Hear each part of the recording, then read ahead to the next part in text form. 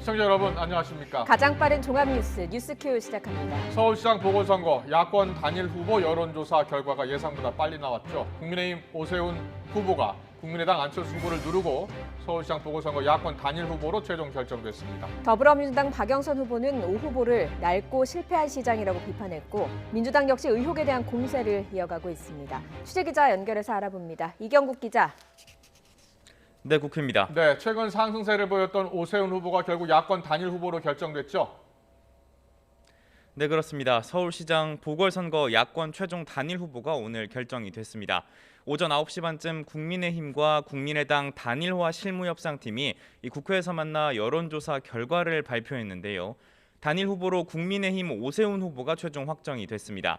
득표율 격차 등 구체적인 수치는 공개가 되지 않았습니다. 발표 이후 오세훈 후보는 눈시울을 붉히며 감사의 뜻을 밝히고 정권 심판에 앞장서겠다고 밝혔는데요. 직접 들어보겠습니다. 정권을 심판하고 정권 교체의 길을 활짝 열라는 시민 여러분의 준엄한 명령을 반드시 받들겠습니다. 네, 오 후보는 국민의당 안철수 대표에겐 단일화 전투에서는 대결했지만 정권 심판의 전쟁에서는 손을 꼭 잡아달라고 요청했는데요. 이에 화답하듯 안 대표는 기자회견을 통해 결과를 받아들이고 야권의 승리를 위해 열심히 돕겠다고 밝혔습니다. 들어보겠습니다. 반드시 승리하셔서 문재인 정권을 심판해 주실 것을 부탁드립니다. 정권 교체의 교두보를 함께 놓아가겠습니다. 국민의힘도 즉각 입장을 밝혔는데요. 주호영 원내대표는 약속했던 아름다운 단일화를 이뤄냈다며 선거에서 승리해 잘못된 시정을 바로잡아야 한다고 강조했습니다. 앞서 국민의힘과 국민의당은 단일화 방식을 두고 협의에 난항을 겪다 지난 주말 극적으로 합의해 여론조사를 진행했는데요. 앞서 최대 이틀간 3,200명을 조사하기로 했었는데 하루 만에 조사가 완료됐고 오늘 최종 후보가 결정이 됐습니다. 야권 단일 후보가 확정되면서 서울시장 보궐선거의 본선 대진표가 확정이 됐는데요. 모레인 25일 공식 선거운동이 시작될 예정인 가운데 더욱더 치열한 선거전이 펼쳐질 전망입니다. 네, 민주당 박영선 후보와 민주당은 오 후보를 강하게 비판했다고요? 네, 열린민주당 예방을 위해 잠시 국회를 찾은 박 후보, 야권 단일화 결과를 접한 뒤에 기자들에게 짤막한 입장을 전했습니다. 먼저 들어보겠습니다. 이제 구도는 확실해졌습니다. 서울의 미래 박영선 시장이냐 아니면 낡고 실패한 시장이냐의 구도다. 네, 이후 박 후보는 토론회 등의 일정을 소화하면서 오세훈 후보에 대한 비판을 이어갔습니다. 오 후보가 낡은 사고를 계속하고 있다며 시대는 혁신과 개혁 또 새로운 시장을 원한다고 지적했고요. 향후 1년을 정쟁으로 허비한다면 서울은 후퇴할 수밖에 없다며 정권 심판론을 전면에 내건 오 후보를 비판하기도 했습니다. 박 후보 선거 캠프 역시 스스로 서울시장직을 내팽개친 사람, 입만 열면 거짓말을 쏟아내는 사람은 시장직에 어울리지 않는다고 질타했습니다. 이런 가운데 민주당 지도부는 오세훈 후보의 내곡동 땅 셀프 보상 의혹에 화력을 집중했습니다. 김태년 원내대표는 아침 회의에서 의혹에 대한 오 후보의 거짓말이 점입가경이라며 거짓임을 입증할 증거가 넘쳐난다고 밝혔습니다. 이어 오 후보를 MB 아바타, 실패한 전직 시장이라고 비판하며 서울시장이라는 막중한 공직에 어울리지 않는다고 질타했습니다. 지금까지 국회에서 YTN 이경국입니다.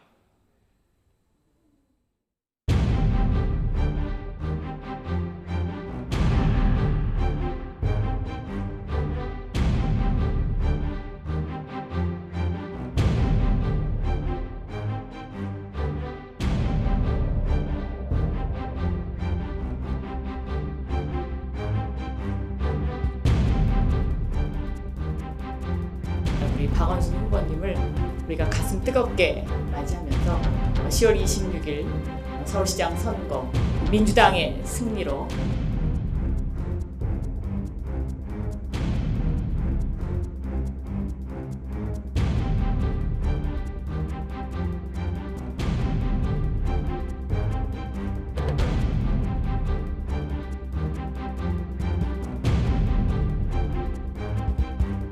코로나 이후 시대는 돌봄을 책임지는 서울시장을 요구하고 있습니다.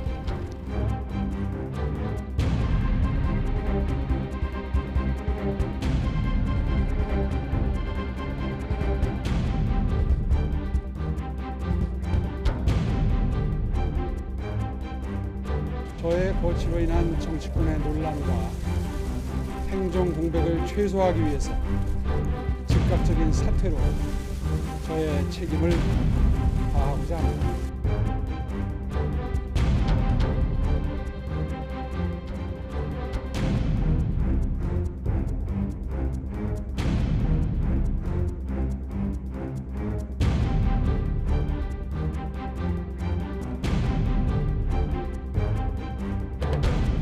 정권을 심판하고 정권 교체의 길을 활짝 열라는 시민 여러분의 준엄한 명령을 반드시 받들겠습니다.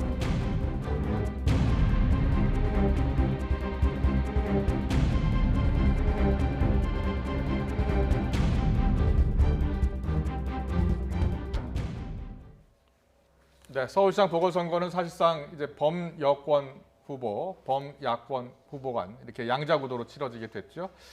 여야의 선거전도 본격적으로 달아오를 것으로 보입니다. 4월 보궐선거의 핵심 변수와 전망 살펴보겠습니다. 추은호 해설위원 나와 있습니다. 어서 오세요. 어서 오십시오. 안녕하세요. 안녕하세요. 오세훈 후보, 이 조건부 출마해서 안철수 후보를 꺾기까지 우여곡절이 참 많았는데요. 그렇습니다. 그동안의 녹취 내용 무엇라고 말을 했는지 듣고 오겠습니다.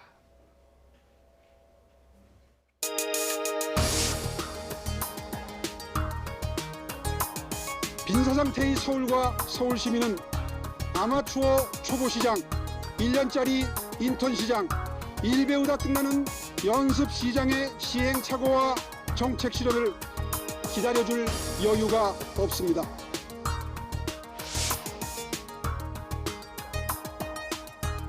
이른바 오세훈의 서울입니다. 여기서의 V는 VIP가 아니라 버추얼 서울입니다. 저희 캠프의 젊은 자원봉사자분들이 정치인들이 공약을 너무 딱딱하게 설명하는 걸 들으면 몽환정이 다 떨어진다고 해서요. 새로운 방식을 연구해 왔는데 저도 시도해 보니까 참 재미있습니다.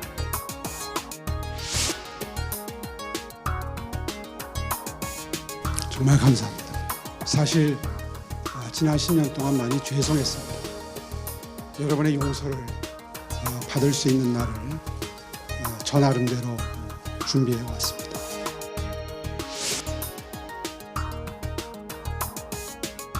분노와 절망 속에서도 희망을 선택해 주신 여러분의 마음을 겸허히 받들겠습니다. 다시 한번 머리 숙여 감사드립니다.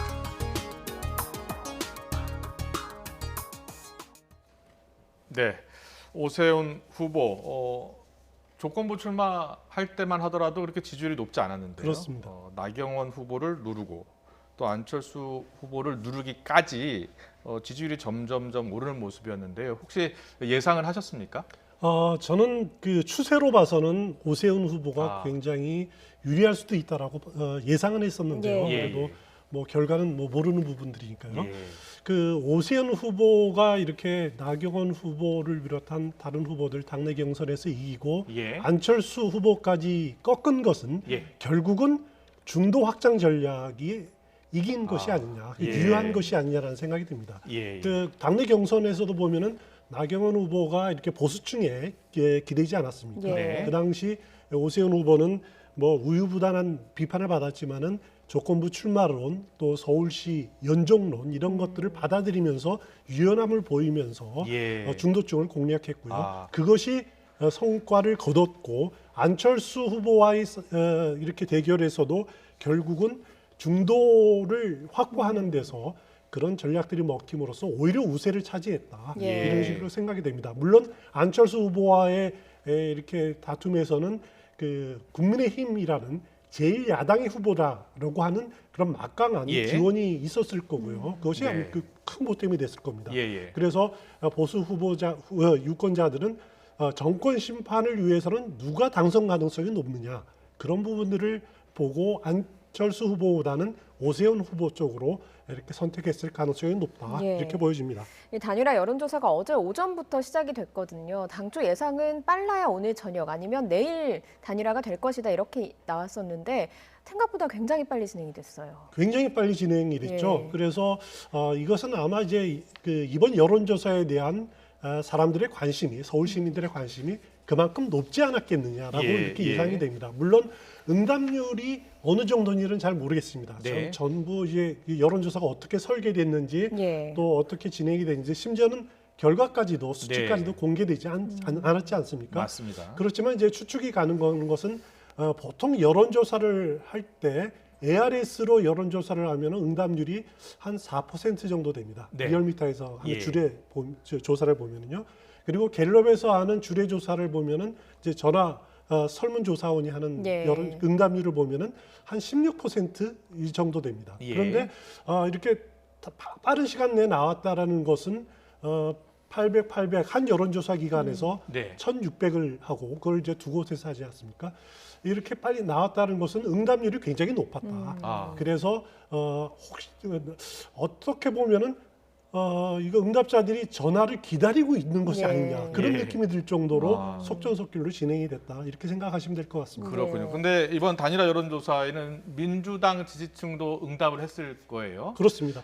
민주당 지지층이라고 하면 역선택 가능성이 있는데 얼마나 영향을 미쳤을 것으로 보십니까? 일단 그 설문조사, 그 여론조사를 할 때 당신이 민주당 지지자냐, 국민의힘 지지자냐, 국민의당 지지냐 이건 묻지는 않았을 겁니다. 예. 예. 그거는 뭐 공개되지 않았지만은 예. 제가 보기에는 묻지는 않았을 가능성이 높지만은 그래도 중도층이나 그 민주당 후보 그 유권자들도 지지층들도 응답률이 높았다는 것은 적극적으로 그 조사에 임했을 가능성은 상당히 높아 보입니다. 예. 하지만 빠른 시간 내에 짧은 몇 초 사이에 이렇게 예. 자기한테 전화가 올지도 모르는데 아. 그 역선택을 해서 누가 안철수가 유리하다 아니면은 오세훈이 되는 것이 박영선에게 유리하다 이런 판단할 정도의 예. 순발력이 보통 이렇게 여론조사에는 잘 없거든요. 예. 그래서 역선택의 요소는 크게 작용하지 않았을 가능성이 높다. 예. 개인적으로 그렇게 생각합니다. 예. 예. 이제 관심은 이제 패배한 안철수 대표가 과연 얼마만큼 선거에 도움을 줄까 이 부분이거든요. 어떻게 그렇습니다. 예상을 하십니까? 일단 안철수 후보에 대해서 그런 의구심이 드는 것은 과거의 행적 때문이죠. 예. 네. 대표적인 것이 2012년 대선 과정에서 문재인 후보와 이렇게 단일화를 하고도 이렇게 이제 선거 운동 과정에서는 열심히 안 하다가 예. 투표 당일날 미국으로 가지 맞습니다. 않았습니까? 예. 그 경험 때문에 그런 건데 이번은 저는 좀 다르지 않을까라는 생각이 됩니다. 네. 물론 그 과정에서 계속 야당 승리를 열심히 돕겠다. 또 심지어는 국민의힘과 합당 가능성도 언급을 한 적이 있고요. 예. 그리고 선대위원장까지도 맡겠다라고 이렇게 공언을 한 기억이 있기 때문에 비록 이번 단일화 과정에서 삿바 싸움은 길었고 예. 그런 문제점은 있었지만은 과거에 대한 자신에 대한 실망감 이런 것들도 잘 알기 때문에 이번만큼은 좀 다른 모습을 보여줄 가능성이 높다. 예. 그래서 오세훈 후보가 적극적으로 선대위원장을 제안을 하면은 네. 받아들이고 선거운동에 적극적으로 나설 가능성도 저는 굉장히 높다고 생각이 됩니다. 예, 그렇군요. 알겠습니다. 만약에 적극적으로 나서서 야권 후보가 승리한다면 안철수 후보의 향후 입지도 좀 더 달라질까요? 일단 확실한 것은요. 네. 안철수 후보가 안철수라는 정치인 안철수의 이제 과거에 말했던 새 정치 예. 아니면 제3지대에서의 그 안철수의 목들 예. 이런 부분들은 이번 서울시장 선거 과정을 거치면서 거의 사라진 것이 아니냐 개인적으로 그런 생각이 됩니다. 예. 그래서 합당 가능성을 언급한 것도 그런 점에서 좀 그 유의 깊게 봐야 될 것 같고요. 예, 예. 그래서 안철수 후보 대표로서는 이제 새로운 가능성을 모색해야 된다. 네. 그 과정이 이제 보수 그 정당의 국민의힘의 야권의 재편 과정에서의 자신의 입지를 이제 새롭게 모색해야 되는 것이 아니냐 그런 생각들이 듭니다. 알겠습니다. 네, 알겠습니다. 안철수 그 대표가 서울시장 선거에 출마를 하면서 야권 경선 흥행에 참 도움이 됐습니다.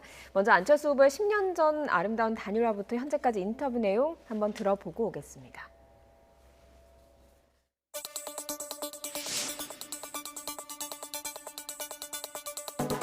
저는 이번 서울시장 보궐선거에 출마하지 않기로 했습니다.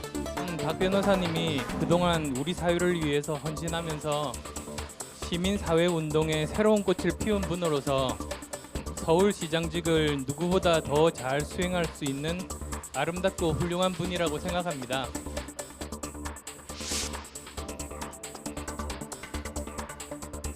이제 문 후보님과 저는 두 사람 중에 누군가는 양보를 해야 되는 상황입니다. 저는 얼마 전 제 모든 것을 걸고 단일화를 이루어내겠다고 말씀드린 적이 있습니다. 제가 후보직을 내려놓겠습니다.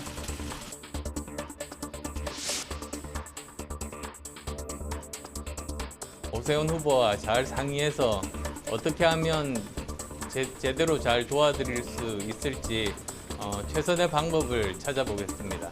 운동선대위원장을 서로 맡아주기로 하셨는데 네, 서로 그렇게 또 합의한 바가 있습니다만 우선 오세훈 후보께서 제게 요청을 해주시면 그러면 저는 당연히 그렇게 해야 되겠죠. 네, 그러고 보니까 본인이 출마할 수도 있다 하는 그런 선거에서 지금 세 번째 양보하게 된 셈이 됐습니다. 그렇습니다. 예, 결과론적으로 봤을 때는요. 그렇다면 이번 선거가 끝나고 안철수 대표의 행보 전망을 어떻게 보십니까?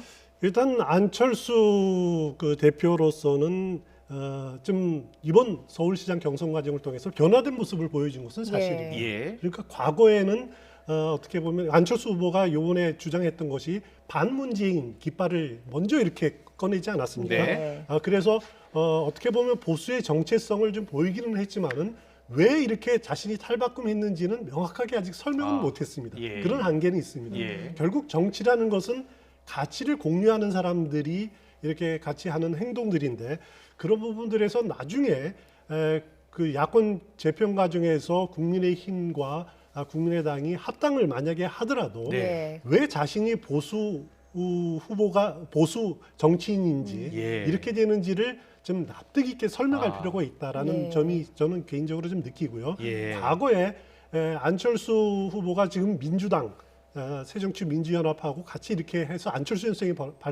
벌어졌을 때 네. 당시에 민주당 내에 586 이 정치인들이 상실감을 느낀 것이 있습니다. 네. 안철수 학교 다닐 때 제대로 운동도 안 하고 공부만 하고 도서관에 있던 사람들이 지금은 자신이 뭐 이렇게 대단한 양, 그 새정치인 양 예. 하는 것에 대해서 불만이 상당히 있었는데 네. 지금 보수정당인 국민의힘 정치인들도 마찬가지입니다. 예. 보수 후보인 양 이렇게 안철수가 하지만은 과연 저 사람의 정체성이 보수 정치인이 맞아라고 하는 의구심은 여전히 있거든요. 예. 그런 부분들에 대해서 안철수 대표가 명확하게 설명하고 납득 있게 해명을 하고 다가가야지 그다음에 야권 재편 과정에서의 정확한 역할이 생기리라 저는 개인적으로 생각합니다. 네, 물론 알겠습니다. 이제 야권 재편 과정에서 어떤 역할을 하게 될지 말씀하신 대로 좀 주목을 해봐야 되겠지만 대선에 출마할지도 관심인 부분입니다. 오늘 승복 기자회견을 하면서 다시 한번 새로운 정치라는 워딩을 꺼냈거든요.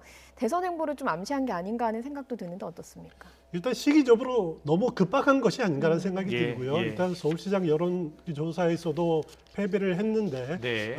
그렇게 야권의 대선 후보로 다시 이렇게 등장하기에는 시기적으로 납득을 하고 이른 감이 있고요. 네. 지금 당장은 숨고르기가 필요한 것이 아니냐, 예. 역량을 좀 기르는 것이 필요한 것이 아니냐라는 생각이 듭니다. 예. 네. 자, 이제 서울시장 보궐선거는 여야 후보 1대1 구도로 사실상 치러지게 됐습니다. 그렇습니다. 지금은 지지율 격차가 조금 벌어진 여론조사가 나오고 있지만 1대1 구도로 치러진다면 본격적으로 선거전이 시작되면 그 지지율 격차는 점점 좁혀질 가능성이 크겠죠. 지금 그 박영선 후보가 각종 여론조사를 보면 한 20%포인트 지는 걸로 네. 나오고 있습니다. 예. 그런데 여기서 유심히 봐야 될 것이 지금 이 시점의 여론조사라는 거죠. 지금 그러니까 LH 사태로 국민들의 분노가 가장 가득 차 있고 예. 그리고 어떻게 보면은 야권 단일 후보 단일화에 대한 이슈가 이렇게 높은 상황에서 벌어진 여론조사라는 거죠. 네. 앞으로 그 격차는 굉장히 줄어들 겁니다. 예. 문제는 박영선 후보가 어느 정도 줄일 수 있느냐라는 건데요. 예. 그 시간은 많지 않습니다. 예. 왜냐하면은 여론조사 공표 금지 기간이 4월 1일부터입니다. 예. 그 전까지만은 이제 각종 여론조사가 되고 4월 1일 이후에는 이후에 진행되는 여론조사는 공표가 되지 않기 때문에 이른바 깜깜이 선거에 들어가는 거예요. 그렇죠. 그렇기 때문에 그 이전에 박영선 후보 측은 골든 크로스를 이뤄내야 된다라고 예. 하는 그런 과제가 있습니다. 굉장히 어려울 겁니다. 그렇지만은 과거의 전례를 보면요, 예. 2011년 그때 이제 딱 10년 전에 치러진 박원순, 나경원 그때 예. 서울시장 재보궐 선거 때도 투표율이 48%가 간 넘었습니다. 네. 양측의 격차가 30만 표 미만이었습니다. 예. 53% 대 46%. 결국 양자 대결로 가면은 그 투표 격차가 그게 많이 심하지는 않습니다. 그렇군요. 아무리 못해도 예. 5.5 대 4.5, 심지어는 5.1 대 4.9까지 좁혀질 가능성도 상당히 높기 때문에 예. 박영선 후보로서는 앞서 말씀드린 대로 선거 그 결과 공표 금지 기간 내에 예. 어느 정도 격차를 줄이냐 예. 그것이 핵심입니다. 예. 그렇군요. 예. 또 박영선 후보 그리고 민주당에서 보면요, 오세훈 후보를 집중 타깃으로 삼아서 공격을 해왔거든요. 어떤 계산이 깔려 있었을까 좀 궁금한 점입니다. 일단 오세훈 후보를 겨냥하는 것이 네거티브 공세. 예. 그러니까 민주당에서 쓸 수 있는 전략은 지금 열세를 만회하기 위해서는 네거티브 공세입니다. 첫 번째가 네. 오세훈 후보의 특히 이제 내곡당 처가당의 보금자리 주택 지정 문제 예. 이 부분을 적극적으로 공략을 하면서 네. 중도층이 좀 등을 돌리게 만들고 예. 또 아니면은 정치 회의주의에 빠져서 너나 나나 똑같다. 그래서 예. 투표할 가치가 없다. 이렇게 투표를 안 하게 만들든가. 네네. 또 하나의 전략은 이해찬 전 대표가 말했듯이 이길 수 있다. 이런 지지층을 결집시키는 이 전략 두 가지 전략을 지금 펴고 있는 것으로 보이는데요. 예.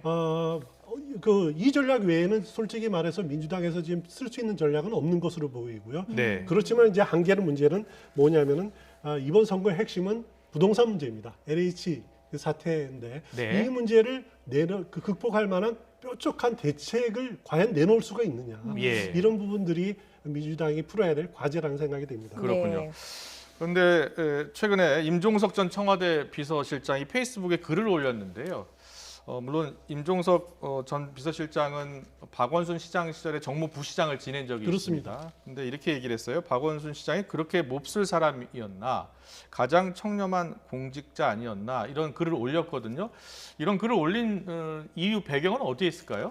일단 그 지금 이번 선거가 박원순 전 시장의 이제 성추행 문제로 예. 인해서 이제 진행이 되지 않았습니까?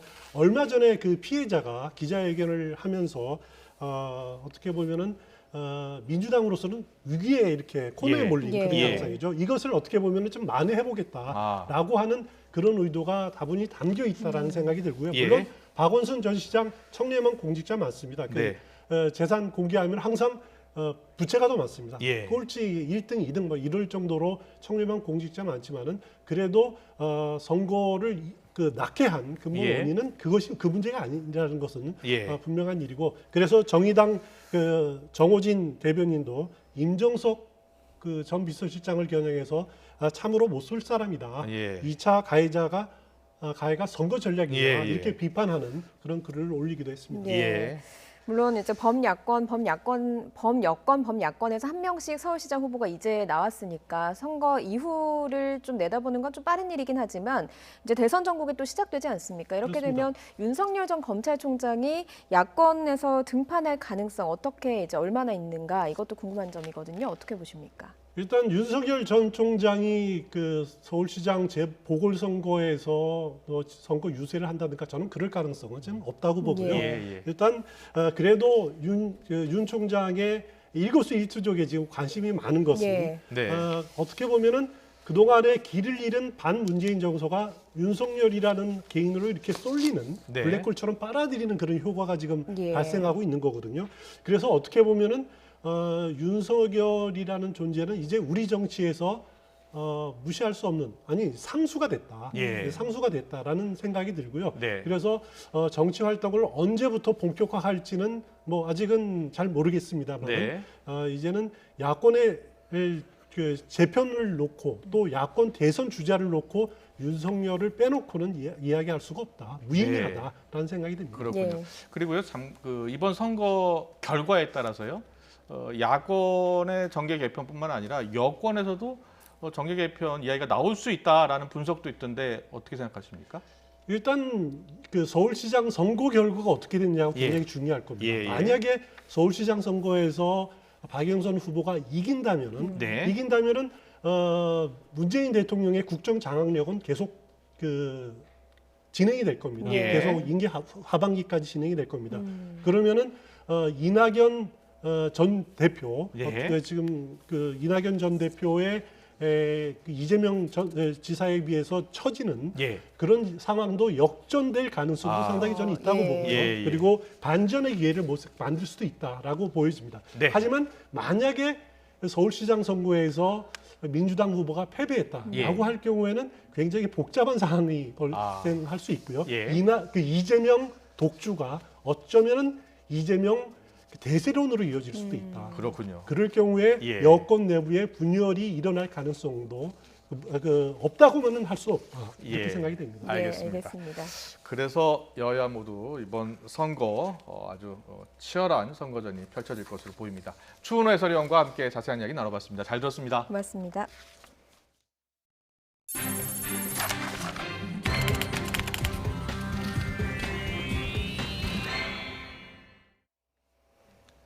공직자들의 땅 투기 의혹을 수사하고 있는 경찰이 경기도 하남시 의회를 압수수색했습니다. 한 시의원이 어머니 명의를 빌려서 3기 신도시 예정지를 매입했는데 내부 정보를 이용한 게 아닌지 들여다보고 있습니다. LH 투기 의혹 수사도 속도를 내고 있습니다. 취재기자 연결해서 알아봅니다. 홍민기 기자.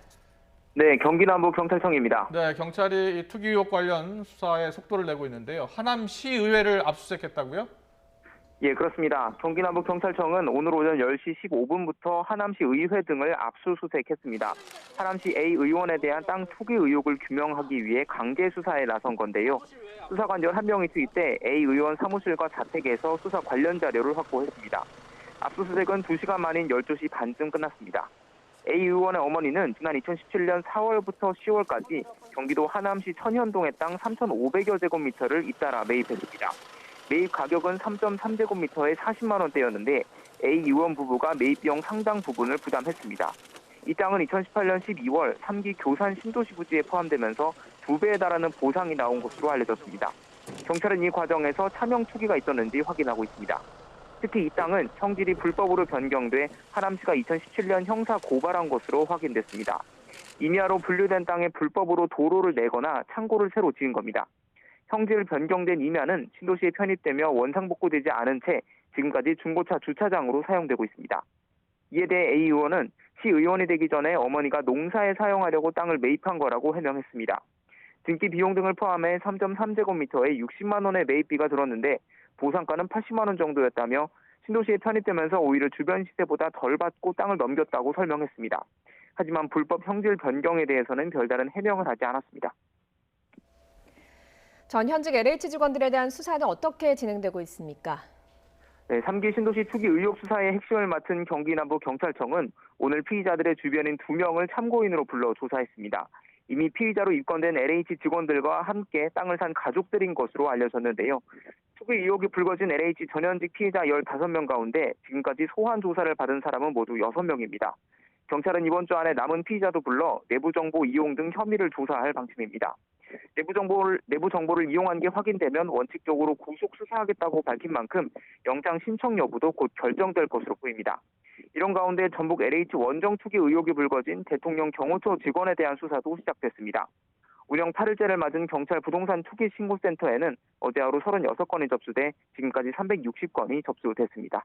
지금까지 경기남부경찰청에서 전해드렸습니다. 이번 땅 투기 논란을 촉발한 LH에 대해서 정부가 강도 높은 혁신 방안을 준비하고 있습니다. 이번 달 안에 그 결과물이 나올 예정인 가운데 조직 해체가 아닌 기존 기능을 여러 곳으로 분산하는 방식이 유력한 것으로 알려졌습니다. 김태민 기자입니다. LH 직원들의 땅 투기 논란 이후 정부는 사태 수습을 위한 전방위 대응에 나섰습니다.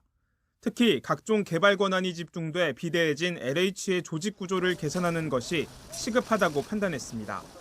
LH를 어떻게 혁신할 것인가, 그야말로 해체 수준의 환골탈태하는 그런 혁신을 추진하겠습니다. 이에 따라 기재부를 중심으로 전담팀을 꾸리고 개혁안 마련에 박차를 가하고 있습니다.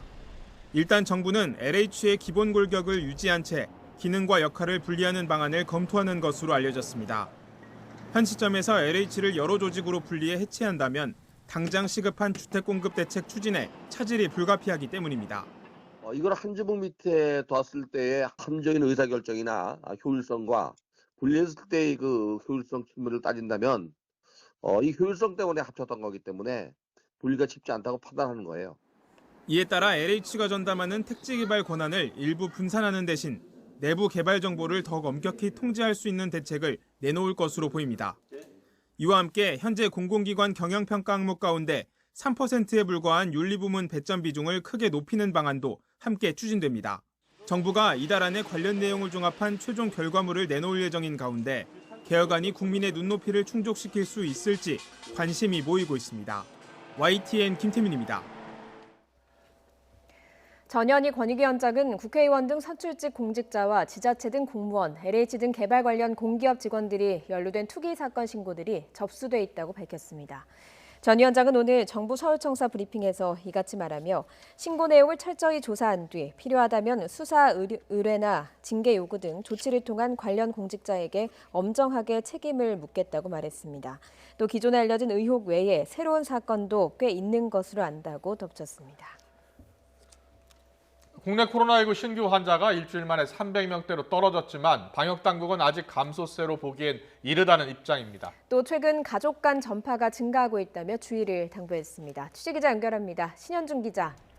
네, 신현준입니다. 네, 코로나19 신규 환자 추이부터 정리를 해주시죠. 네, 오늘 0시 기준 신규 확진자는 모두 346명입니다. 전날보다 70명 가까이 줄며 일주일 만에 300명대로 떨어졌습니다. 하지만 휴일 검사량 감소 영향이 화요일 0시 집계까지 영향을 미치는 데다 변이 바이러스의 지역 감염도 늘고 있어 재확산 우려는 여전합니다. 방역당국은 또 가족 내 전파도 우려했는데요. 최근 한 달간 전체 감염 사례의 31.7%가 확진자와의 접촉으로 전파가 진행됐는데 이 가운데 절반이 가족 간 감염이었습니다. 이어서 지인이나 친구에게 전파한 경우가 10%, 직장 동료 간 감염이 8.6%로 나타났습니다. 특히 가족 간 감염은 부모가 자녀에게 전파하는 경향이 뚜렷했습니다. 30, 40대가 19세 이하에 전파하는 사례가 13.8%였지만 반대의 경우는 2.9%에 그쳤습니다. 방역당국은 인구 구성비를 감안해도 부모가 자녀에게 전파하는 비율이 훨씬 크다며 부모들에게 외출 후 손 씻기 등 방역 수칙을 철저히 지켜달라고 당부했습니다. 또 증상이 있으면 적극적으로 검사를 받고 집에서도 마스크 착용과 거리 두기를 지켜달라고 덧붙였습니다. 네, 백신 접종 현황도 나왔다고요? 네, 오늘 0시 기준 신규 1차 접종자는 2,704명입니다. 이로써 접종 시작 이후 25일간 누적 접종자는 68만 명을 넘어섰습니다. 이는 2, 3월 우선 접종 대상자의 84.8%입니다. 국내 전체 인구로 따지면 1.31%인데요. 예방접종 뒤 이상 반응 신고는 101건이 추가됐습니다. 이 중 1건만 중증 의심 사례이고 나머지 100건은 모두 근육통과 두통처럼 흔히 나타날 수 있는 증상이었습니다. 추가 사망 신고도 없어 현재까지 신고된 사망 사례는 누적 16명입니다. 이런 가운데 방역당국은 내일 오전 7시 45분 화이자 백신 25만 명분이 인천공항에 도착한다고 밝혔습니다. 지금까지 사회부에서 YTN 신현주입니다. 오늘부터 65세 이상 어르신들도 코로나19 백신을 맞게 됐습니다. 감염에 취약한 요양병원과 요양시설부터 아스트라제네카 백신 접종이 시작됐습니다. 그동안 컸던 감염 걱정을 덜어서 안심된다는 반응이 많다고 합니다. 요양병원에 나가 있는 취재기자 연결합니다. 정현우 기자. 네, 경기도 부천에 있는 한 요양병원에 나와 있습니다. 네, 정 기자가 나가 있는 그 요양병원에서도 오늘 접종이 시작됐죠. 얼마나 진행이 됐습니까? 네, 이곳 요양병원에서는 65살 이상인 입소자와 종사자들에 대한 코로나19 백신 접종이 오전 11시에 시작돼서 지금은 모두 마감된 상황입니다. 모두 60여 명이 아스트라제네카 백신을 접종받았는데요. 네, 백신 용액이 다만 남았기 때문에 내일 접종을 받기로 했었던 일부 직원의 경우엔 오늘로 앞당겨서 코로나19 백신을 접종받는 일도 있었습니다. 네, 병원 측은 매일 이렇게 60명씩쯤을 불러서 코로나19 백신을 접종하겠다는 계획인데요. 오늘 오전에 백신 접종을 받았던 65살 이상 종사자의 인터뷰 한번 들어보도록 하겠습니다. 맞기 전에 늘 불안했지만 지금 좀 한결 좀 낮은 것 같습니다. 맞고 나니까 괜찮구나 이런 생각 드는 거죠. 이곳 요양병원에 계신 65살 이상 입소자와 종사자는 모두 268명입니다. 그 가운데 240명이 아스트라제네카 백신 접종에 동의했습니다. 거동이 불편하신 어르신이 많은 병동이기 때문에 병상에서 각자 백신을 맞게 됐는데요. 이처럼 전국 요양병원에선 오늘부터 65살 이상 종사자와 입소자에게 아스트라제네카 백신을 접종하기 시작했습니다. 65살 미만의 접종 동의율은 93.6%였는데 65살 이상의 경우엔 75%를 기록했습니다. 오늘 요양병원에 이어 다음 주엔 요양시설에서 아스트라제네카 백신 접종이 시작됩니다. 다만 지자체 사정에 따라 접종 일정이 앞당겨질 수도 있습니다. 방역당국은 요양병원과 시설에서 짧은 기간에 접종이 몰리지 않게끔 일정을 늘려뒀습니다. 요양병원은 2주 이내에, 요양시설은 6주 이내에 백신 접종을 마감한다는 계획입니다. 백신 2분기 접종 일정도 잡혀 있는데요. 정부는 병원과 시설 바깥에 계신 65살 이상 어르신들, 특수교육 종사자와 보건교사, 경찰, 군인 등 1,150만 명도 2분기 안에 1차 접종을 마감한다는 계획입니다. 지금까지 경기도 부천에 있는 한 요양병원에서 YTN 정현우입니다. 문재인 대통령 부부와 청와대 참모 9명이 오늘 아스트라제네카 코로나19 백신을 맞았습니다. 청와대는 문 대통령이 간단한 휴식 후 곧바로 회의 일정을 소화했고 다른 직원들도 모두 편안한 상태라며 일각의 안전성 우려에 선을 그었습니다. 나연수 기자입니다. 문재인 대통령이 서울 종로구 보건소에서 코로나19 백신 접종을 기다립니다. 다소 긴장한 시간도 잠시.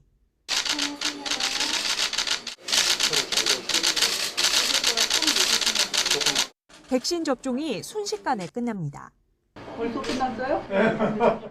문 대통령 부부는 오는 6월 영국에서 열리는 G7 정상회의에 참석하기 위해 만 65세 이상 요양병원 입소자 접종 첫날 백신을 맞았습니다. 국가안보실장과 대변인 등 순방에 동행하는 청와대 관계자 9명도 같은 곳에서 차례로 백신을 맞았습니다. 아스트라제네카 백신 한 병으로 11명이 접종 가능해 문 대통령 부부와 청와대 참모들이 나눠 맞은 겁니다.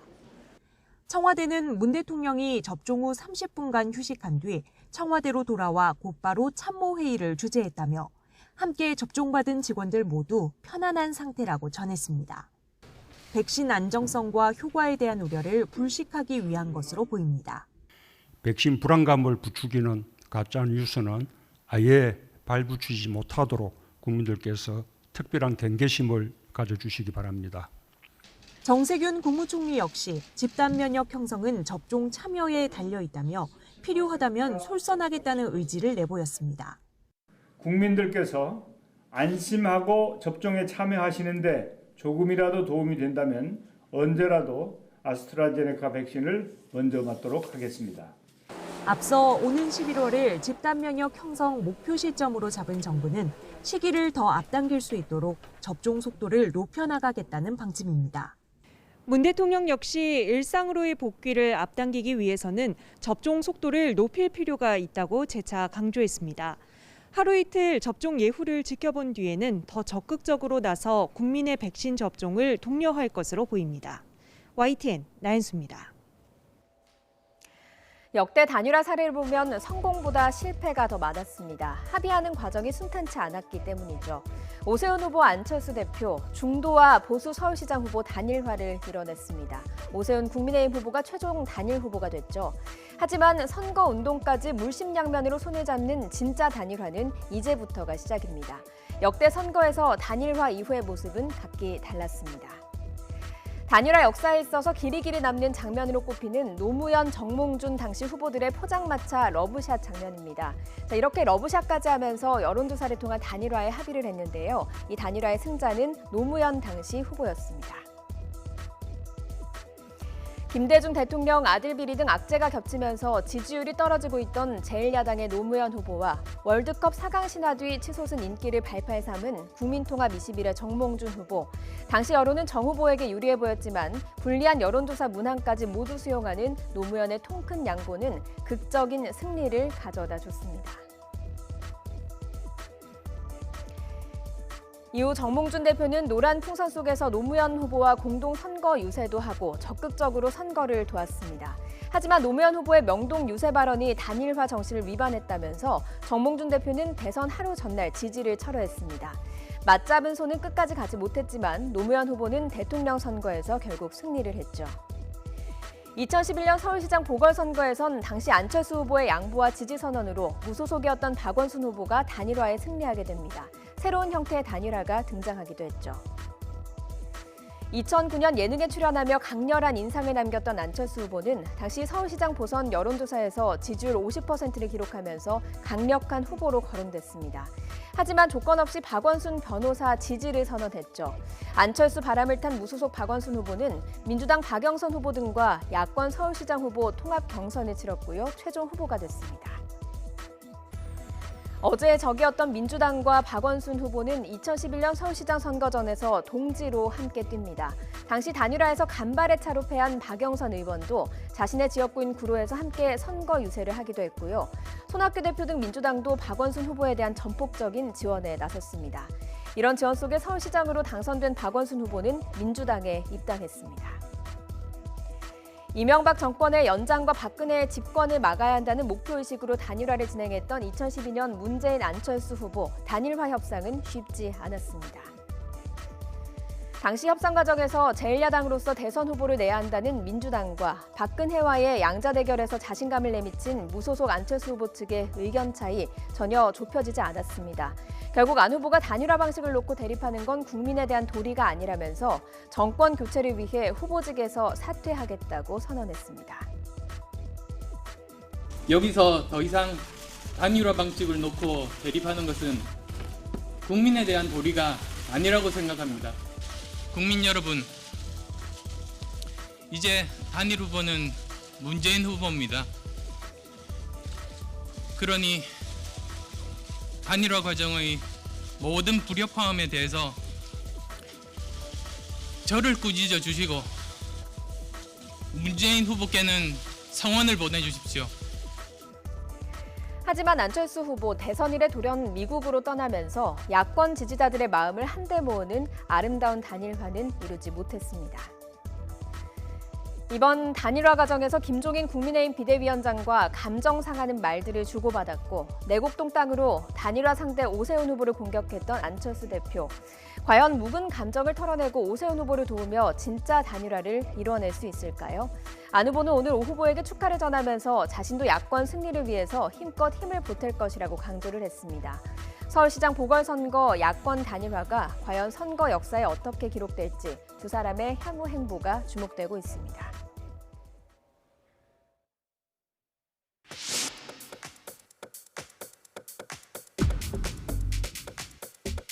이번 4.7 서울특별시장 보궐선거의 야권 단일 후보는 오세훈 후보로 결정되었습니다.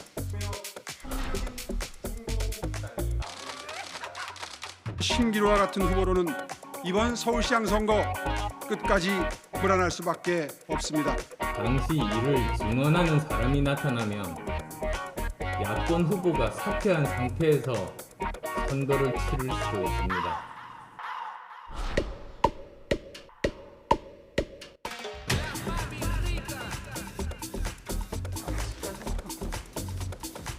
후보 뒤에 상황이 있는 것은 아닌가. 그 사람은 내가 보기엔 좀 정신이 좀 이상한 사람 같아.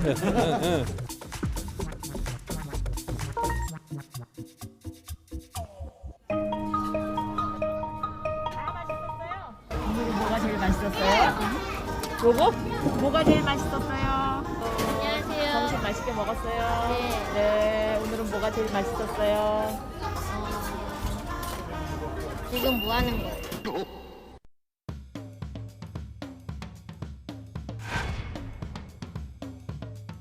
중식, 간식, 우유를 무상으로 제공하겠습니다. 서울시에서는 약 250억 원 정도를 부담하게 됩니다.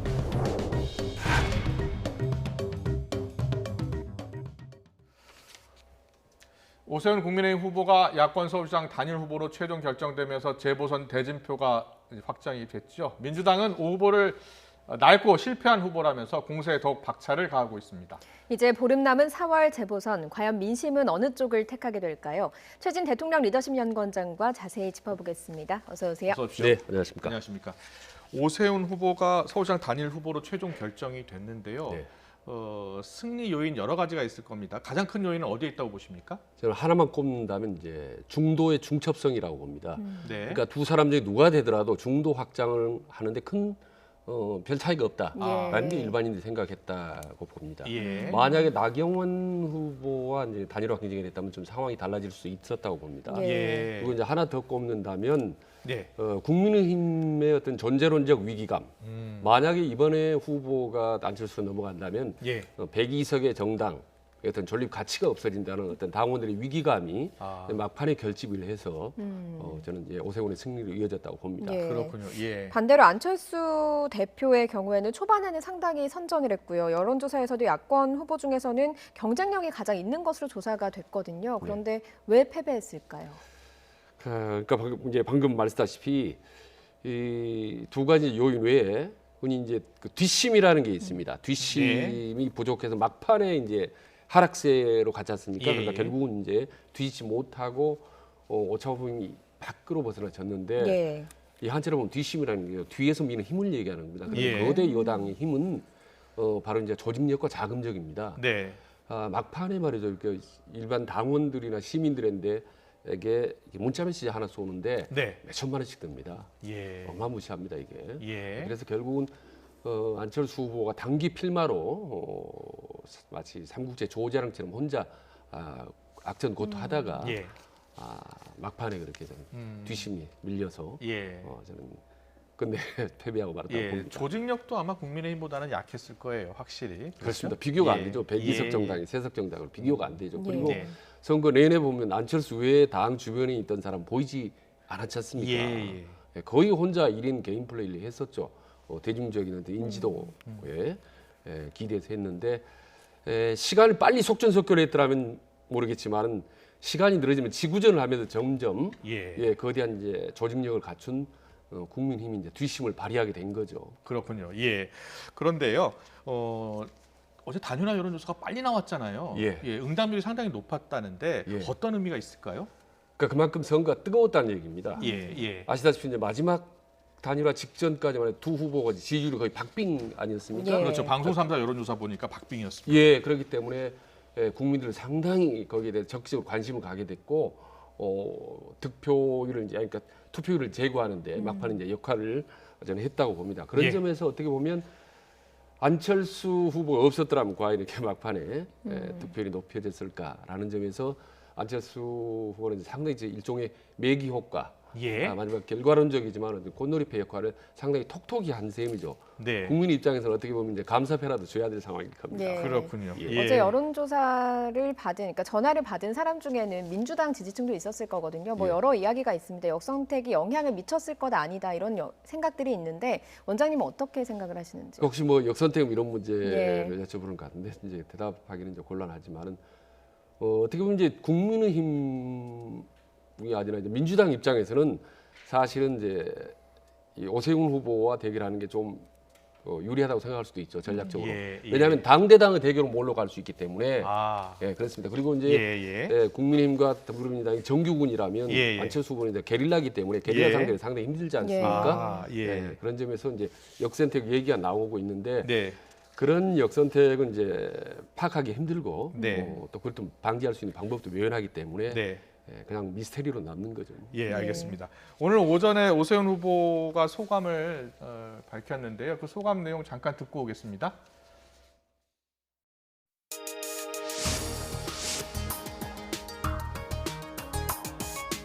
진심으로 감사드립니다. 스스로 담금질하면서 시민 여러분께 진 마음의 빚을 일로써 갚을 수 있는 날을 고대해왔습니다. 지난 10년을 무거운 심정으로 살아왔습니다.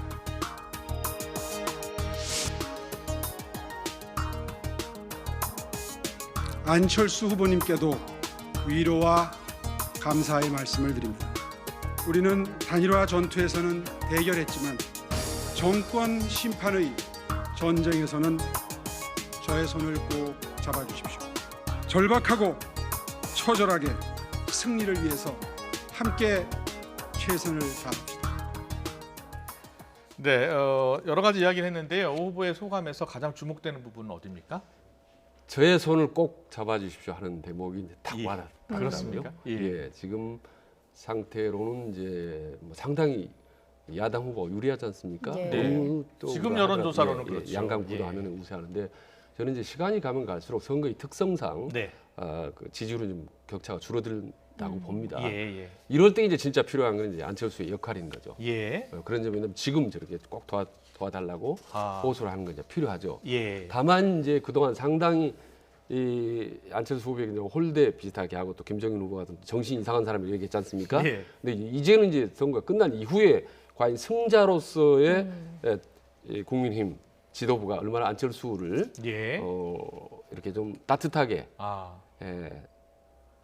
안아볼 수 있는 그런 포용력을 발휘할 수 있느냐 예. 이런 부분들이 상당히 좀 앞으로 선거 판세에 의외로 보이지 않는 중요한 변수라고 봅니다. 예. 그런 점에서 제 손을 꼭 잡아주십시오 하는 말은 그게 그런 상황들을 충분히 염두에 두고 이번 선거 일찍 결과에도 해주십시오. 큰 영향을 미칠 것으로 예, 보이니까 그렇다고 알겠습니다. 예, 안철수 국민의당 대표도 오늘 오후에 승복 기자회견을 열었습니다. 여기서는 어떤 이야기를 했을까요? 들어보고 오겠습니다.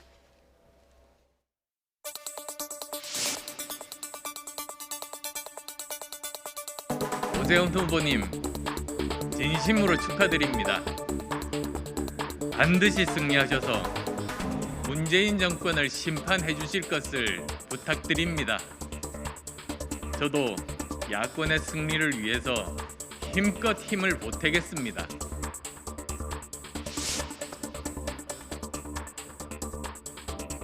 비록 저희 4월 7일 서울시장 도전은 여기서 멈추지만 제 꿈과 각오는 바뀌지 않을 것입니다. 기성의 낡은 정치를 이겨내고 새로운 정치로 대한민국을 바꾸겠다는 저 안철수의 전진은 외롭고 힘들더라도 결코 멈추지 않을 것입니다. 네, 안철수 후보의 어떻게 보면은 승복 연설인데 예. 지난 문재인 후보와 단일화 때 승복 연설과 좀 차이가 있는 것 같아요. 예, 저 좀 다른 것 같아요. 예, 어떻게 지금 아마 다른 것 심리 같습니까? 상태로 본다면 예. 아마 참담할 거고 예. 거의 이제 멘붕 상태일 겁니다. 근데 지금 보여준 모습은 의외로 좀 의연한 듯한 그런 모습을 보이지 않습니까? 예. 과거와 달리. 아마 그래서 좀 많이 변했나라는 생각이 드는데 국민들이 많이 궁금할 거예요. 실제로 안철수 후보가 오세훈 후보를 적극적으로 도울까? 그렇죠. 그게 그렇지 않습니까? 궁금하죠. 예. 솔직히 과거에 그렇지 못한 면이 있었기 때문에 예. 뭐 철수 뒤로 물러난다 이런 이제 비판적 얘기도 들었습니다만은 저는 이제 아마 변화된 모습을 보여줄 가능성이 높다.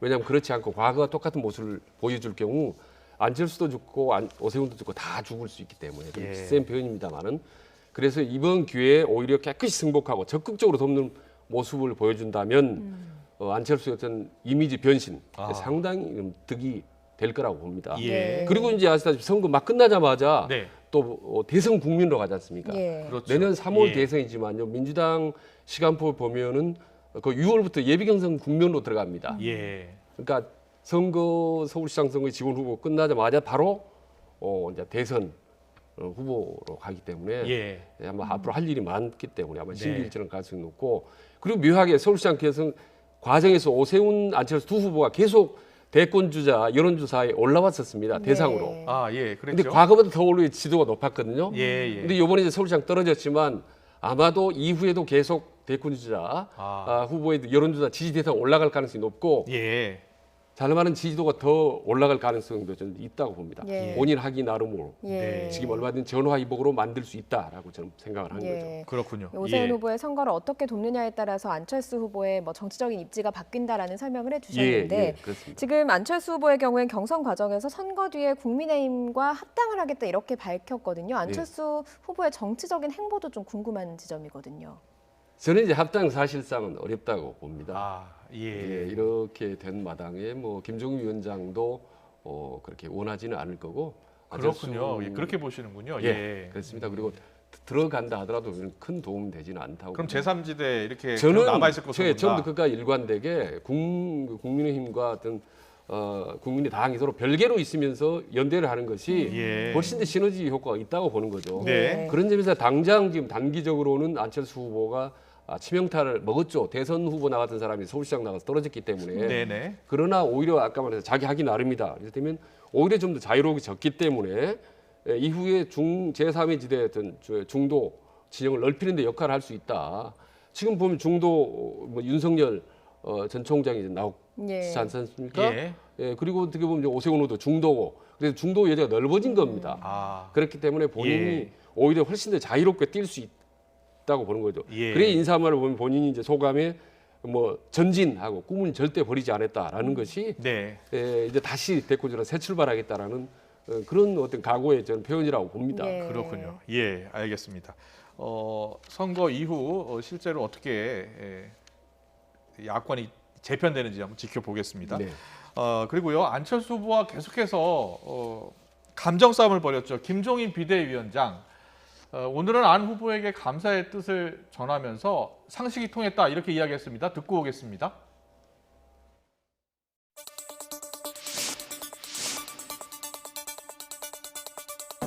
안철수 대표한테 한마디 해주신다면 그동안에 야권의 흥행을 위해서 여러 가지로 노력을 많이 해주신 데 대해서 저는 감사하게 생각합니다. 역할론에 대해서 실시간 뭐 본인께서 스스로 이 단일 후보가 확정이 되면은 하여튼 본인도 열심히 이 시장 선거를 위해서 돕다고 얘기를 했기 때문에 그와 같은 말이 지켜지기를 갖다 바랍니다.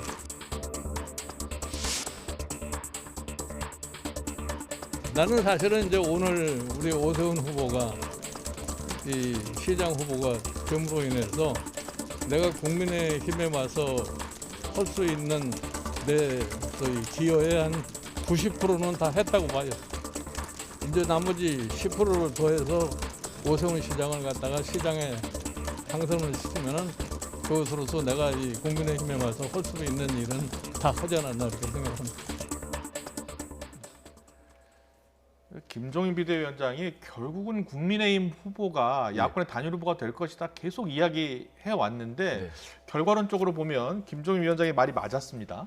예, 지금 말 중에 역할을 90% 했다라는 거는 내 할 일 다 했다라는 건 상당히 아주 자긍심이 가득 찬 그런 발언이거든요. 그러니까 아시다시피 한 달 전만 하더라도 국민의힘 서울시장 후보가 되겠느냐라고 다 했지만 그랬죠. 일관되게 김종인 후보는 된다라고 확신을 했거든요. 근데 결과론적으로 맞아 떨어졌기 때문에 훨씬 더 힘이 실린 거죠. 이제는 당 안팎에서 김종인 후보 발언에 좀 토를 달기가 쉽지 않지 않겠느냐. 그렇게 되는군요. 그럼 당권의 장악력도 훨씬 좀 넓어졌다고 보는 거고요. 네. 이후에 이제 저는 만약에 이제 서울시장 선거에 승리를 한다면 당선이 된다면 역시 훨씬 더 탄탄하게 역할이 다져지고 그리고 오늘 기자들이 계속 물었더니 자기는 선거 끝나면 당을 나가기로 했으니까 나간다 이렇게 계속 얘기하던데요. 그건 이제 오래전부터 저희들이 들어왔던 솔직히 김종인식의 화법입니다. 아 그렇습니까? 본인 나가고 싶지만 당에서 붙잡으면 뭐 어떻게 했습니까? 나와야죠. 당이 붙잡으면 남는다. 예, 그렇습니다. 항상 그래 왔었고 또 실제로 이거 삼고철에서 영입을 해왔고 그렇기 때문에 대선 때도 저는 이제 중요한 역할을 분명히 하리라고 보고요. 그리고 이건 조금 제가 이제 앞서 나간 발언입니다만 저는 이제 뭐 킹메이커 역할에서 킹으로서 생각도 할 수도 있다고 저는 보는 본인이 거죠. 직접. 예, 직접. 왜냐하면 솔직히 말해 저 김종인 주변의 현역 의원들이 아니 김종인이라고 못할 게 뭐냐라는 얘기를 사실 하거든요. 만약에 선수들이 없다면 감독이나 코치도 뛰어야 되는 겁니다. 그리고 원래 정치인의 속성상 원래 대권을 항상 마음속에 담지 않는 정치는 저는 본 적이 없기 때문에 생각을 하고 또 그게 나쁘지도 않다고 보기 때문에 예. 저는 아주 드라이하게 객관적으로 그냥 다른 걸 알겠습니다. 전망을 해보고 있습니다. 네. 서울시장 선거 후에 어떻게 이제 입지를 다져가게 될지 지켜봐야 할 것 같고요. 이제 서울시장 선거는 1대1 진검승부를 벌이게 됐습니다. 자, 오세훈 후보와 진검승부를 벌여야 할 박영선 후보 측은 오세훈 후보의 단일화에 어떤 입장을 내놨을까요? 듣고 오겠습니다. 이제 구도는 확실해졌습니다. 서울의 미래 박영선 시장이냐 아니면 낡고 실패한 시장이냐의 구도다 이렇게 생각이 듭니다. 앞으로 뭐 어떤 앞으로 대결을 하실 글쎄요, 그거는 이제 저도 좀 생각할 시간을 주셔야 되지 않겠습니까? 네. 오세훈 후보가 정권 심판을 들고 나왔다면 박영선 후보는 과거의 후보, 실패한 시장, 그리고 미래의 시장, 이 구도를 갖고 왔습니다.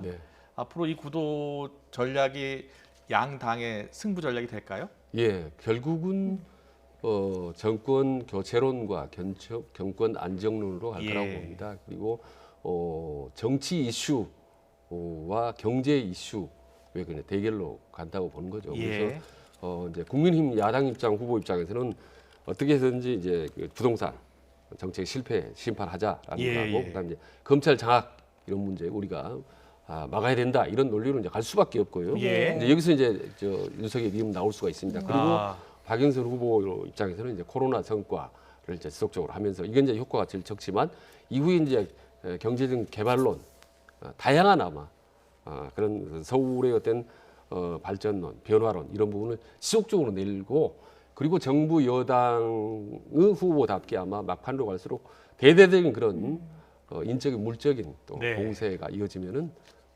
결국은 조금씩 뭐 간격은 좀 좁혀질 가능성이 있다고 봅니다. 여론 흐름상으로는 뭐 여전히 야당 유리하지만 그렇게 중요한 선거, 대선을 앞둔 빅 선거에서 이렇게 큰 차이가 나는 경우는 쉽지 않기 때문에 결국은 박빙 승부로 갈 가능성이 높다고 봅니다. 민주당 입장에서는 오세훈 후보의 약점을 계속해서 공격을 할 것 같은데요. 그 약점이라고 하면 10년 전에 서울시장 사퇴한 거, 그리고 지금 내곡동 땅 문제일 것 같습니다. 이 부분에서 민주당의 공세가 계속 이어질 텐데 어떻게 이제 반응이 나올까요? 저는 이제 구공세가 아마 집중적으로 이어질 것 같아요. 솔직히 저는 이제 그 부분을 객관적으로 이제 본다면 과연 그런 부분이 얼마나 크게 먹힐 수 있을까? 왜냐하면 워낙 지금 부동산 문제, 정부 여당에 대한 책임론이 크기 때문에 오히려 그거를 뒤엎기 위한 연막전을 좀 맞불 전략이 아니냐라고 자칫하면 저는 이제 뭐 역효과도 날 수 있기 때문에 그건 신중을 해야 된다. 다만 이제 내각동 땅 문제나 이런 문제들이 아주 구체적인 또 다른 어떤 움직일 수 없는 증거가 나온다면 또 이제 모르겠지만 그렇지 않고 지금 상태에서 계속 저렇게 네거티브만 할 경우에 오히려 여당의 역효과가 저는 날 수도 있다고 봅니다. 오히려 당대당 구도로 가면서 전체적으로 당의 어떤 정책이나 전략을 집중적으로 이제 제시하는 것이 유리하지, 안철수 개인의 후보에게 그렇게 네거티브 하는 것이 과연 얼마나 효과가 있을지 모르겠습니다. 이번 지방선거의 가장 큰 이슈가 이제 LH 사태가 됐는데요. LH 사태 관련해서 경찰이 적극적인 지금 수사를 하고 있고요. 그리고 곳곳에서 투기 의혹이 지금 불거지고 있습니다. 이게 사실상 여당에는 악재가 되거든요. 그런데 이제 이 악재를 극복하기 위해서 새로운 대책, 정책, 법안 이걸 내놓을 예정이거든요. 이게 어떤 영향을 미칠까요? 선거 민심에? 일단 말씀드렸다시피 LH 사태는 지금 악재 중에 악재죠. 말하자면 들판에 불이 완전히 활활 타올라서 번지고 있는 상태입니다. 이 상태에서는 쉽게 물을 뿌리고 별 약을 뿌려도 별로 꺼지지 않지 않습니까? 지금 그런 상태입니다. 이런 부분은 이제 감수를 해야죠. 다만 이제 시간이 지나면 자연적으로 꺼질 수가 있기 때문에 여러 가지 어떤 정책적인 대안들, 그러니까 그게 서울 시민의 어떤 피부에 팍팍 와닿는 정책이어야 되는 거죠. 이게 얼마나 와닿는 건데 지금 여러 가지 정책들을 박영선 후보가 쏟아내고 있는데 솔직히 아직까지는 피부에 와닿는 상태는 아닙니다. 그래서 이제 조금 더 시간이 남아있기 때문에 한번 지켜볼 뿐인데 이 불길을, 부동산 민심을 가라앉힌다면 여러 가지 악재에도 불구하고 의외로 여당 후보가 선전할 수 있다.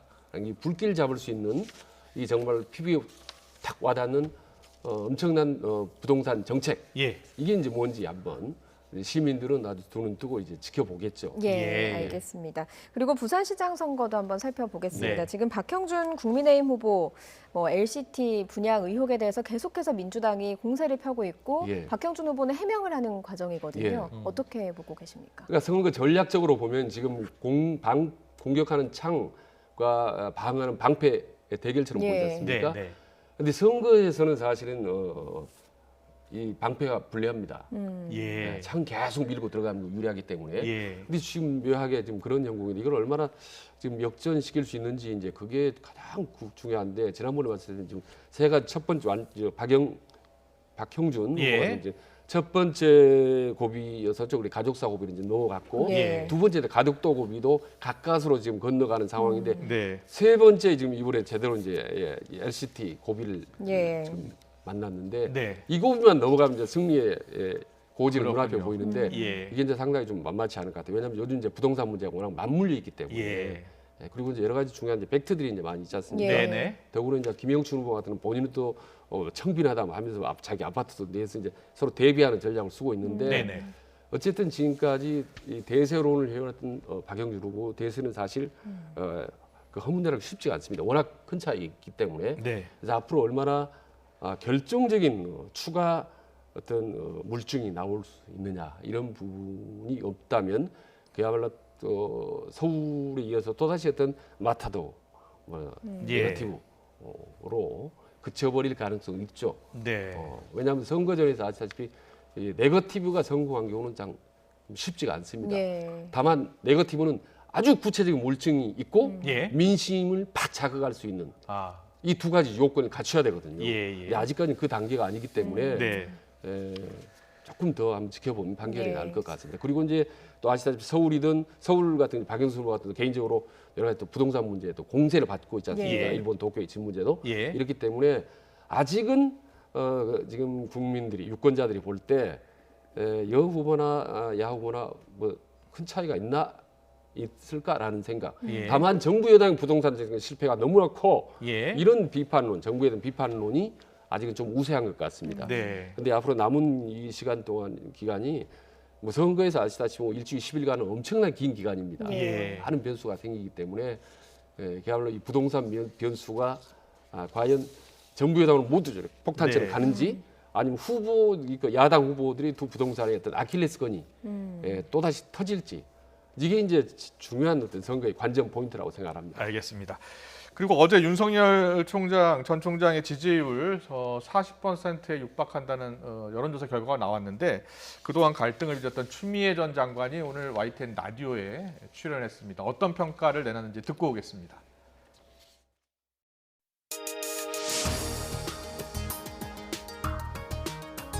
정치 중립을 생명으로 여겨야 되는 검사로서 이 정치 검사가 되는 것, 더군다나 검찰총장이 그러하다는 것, 사실은 되게 비정상적인 거죠. 이건 거의 뭐 지금까지 지속적으로 언론이 그 윤석열 전 총장의 그 행태에 대해서 비판적인 시각은 다 배제하고 거의 그 신비주의에 가깝게 키워준 면이 크고요.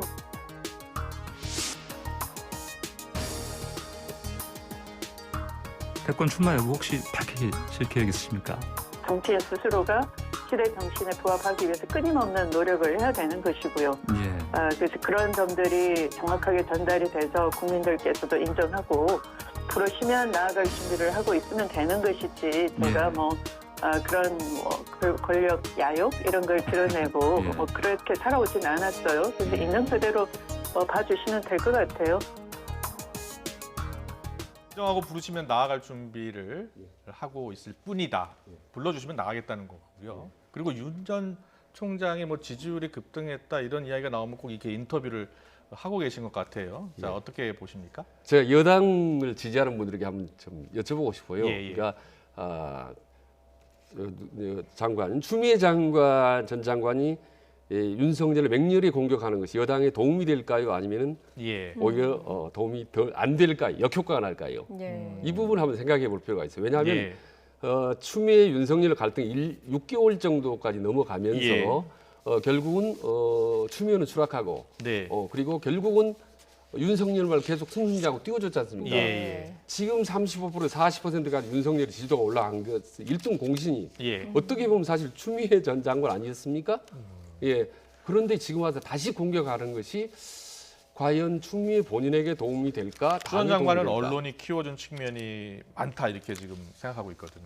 예, 근데 그 언론이 키워주게 하는데 그 원인을 몽땅 제공한 사람은 어떻게 보면 추미애 전 장관 아니겠습니까? 예. 두 사람이 누가 옳고 그르냐를 떠나서 일단 예. 상황 자체가 그렇게 흘러왔단 말입니다. 예. 그런데 정치를 잘하는 추미애 장관이 예. 앞으로 대권의 뜻이 있다면 네.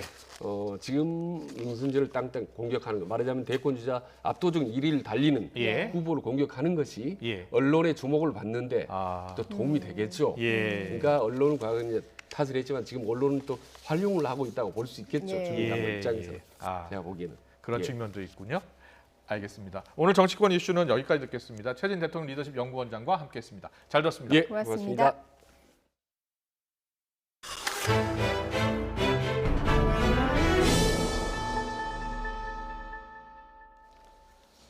오늘 새벽 충남 태안 이 신진항에 정박된 배에서 원인 미상의 화재가 발생해서 배 10척이 탔습니다. 선원 한 명이 급하게 바다에 뛰어들어 저체온증으로 위급한 상황이었지만 119 구조대원이 맨몸으로 몸을 던져 목숨을 구해냈습니다. 이문석 기자입니다.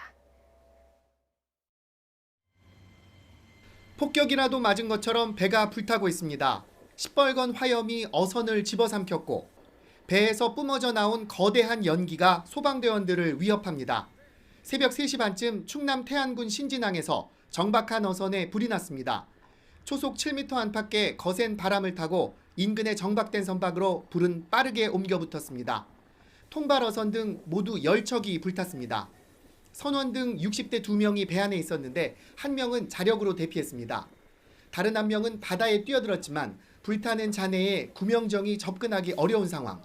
소방대원이 망설임 없이 찬 바다에 몸을 던져 무사히 목숨을 구했습니다.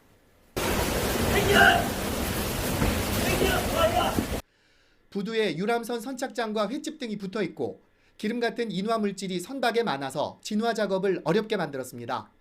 신진항 화재가 겨우 진압된 뒤에 맞은편 마도 선착장에서도 선박 여러 척에 불이 났습니다. 소방본부와 해경은 연달아 일어난 두 화재의 연관성 여부에 대해 조사하고 있습니다. YTN 이문석입니다. 충북 음성에 있는 금속 캔 제조 공장과 자동차 부품 제조 업체에서 불이 나 인근 소방서 인력과 장비까지 모두 동원하는 대응 2단계가 발령됐습니다. 연쇄적으로 화재가 발생한 데다 인화성 물질이 많아서 진화에 어려움을 겪었습니다. 이성우 기자입니다.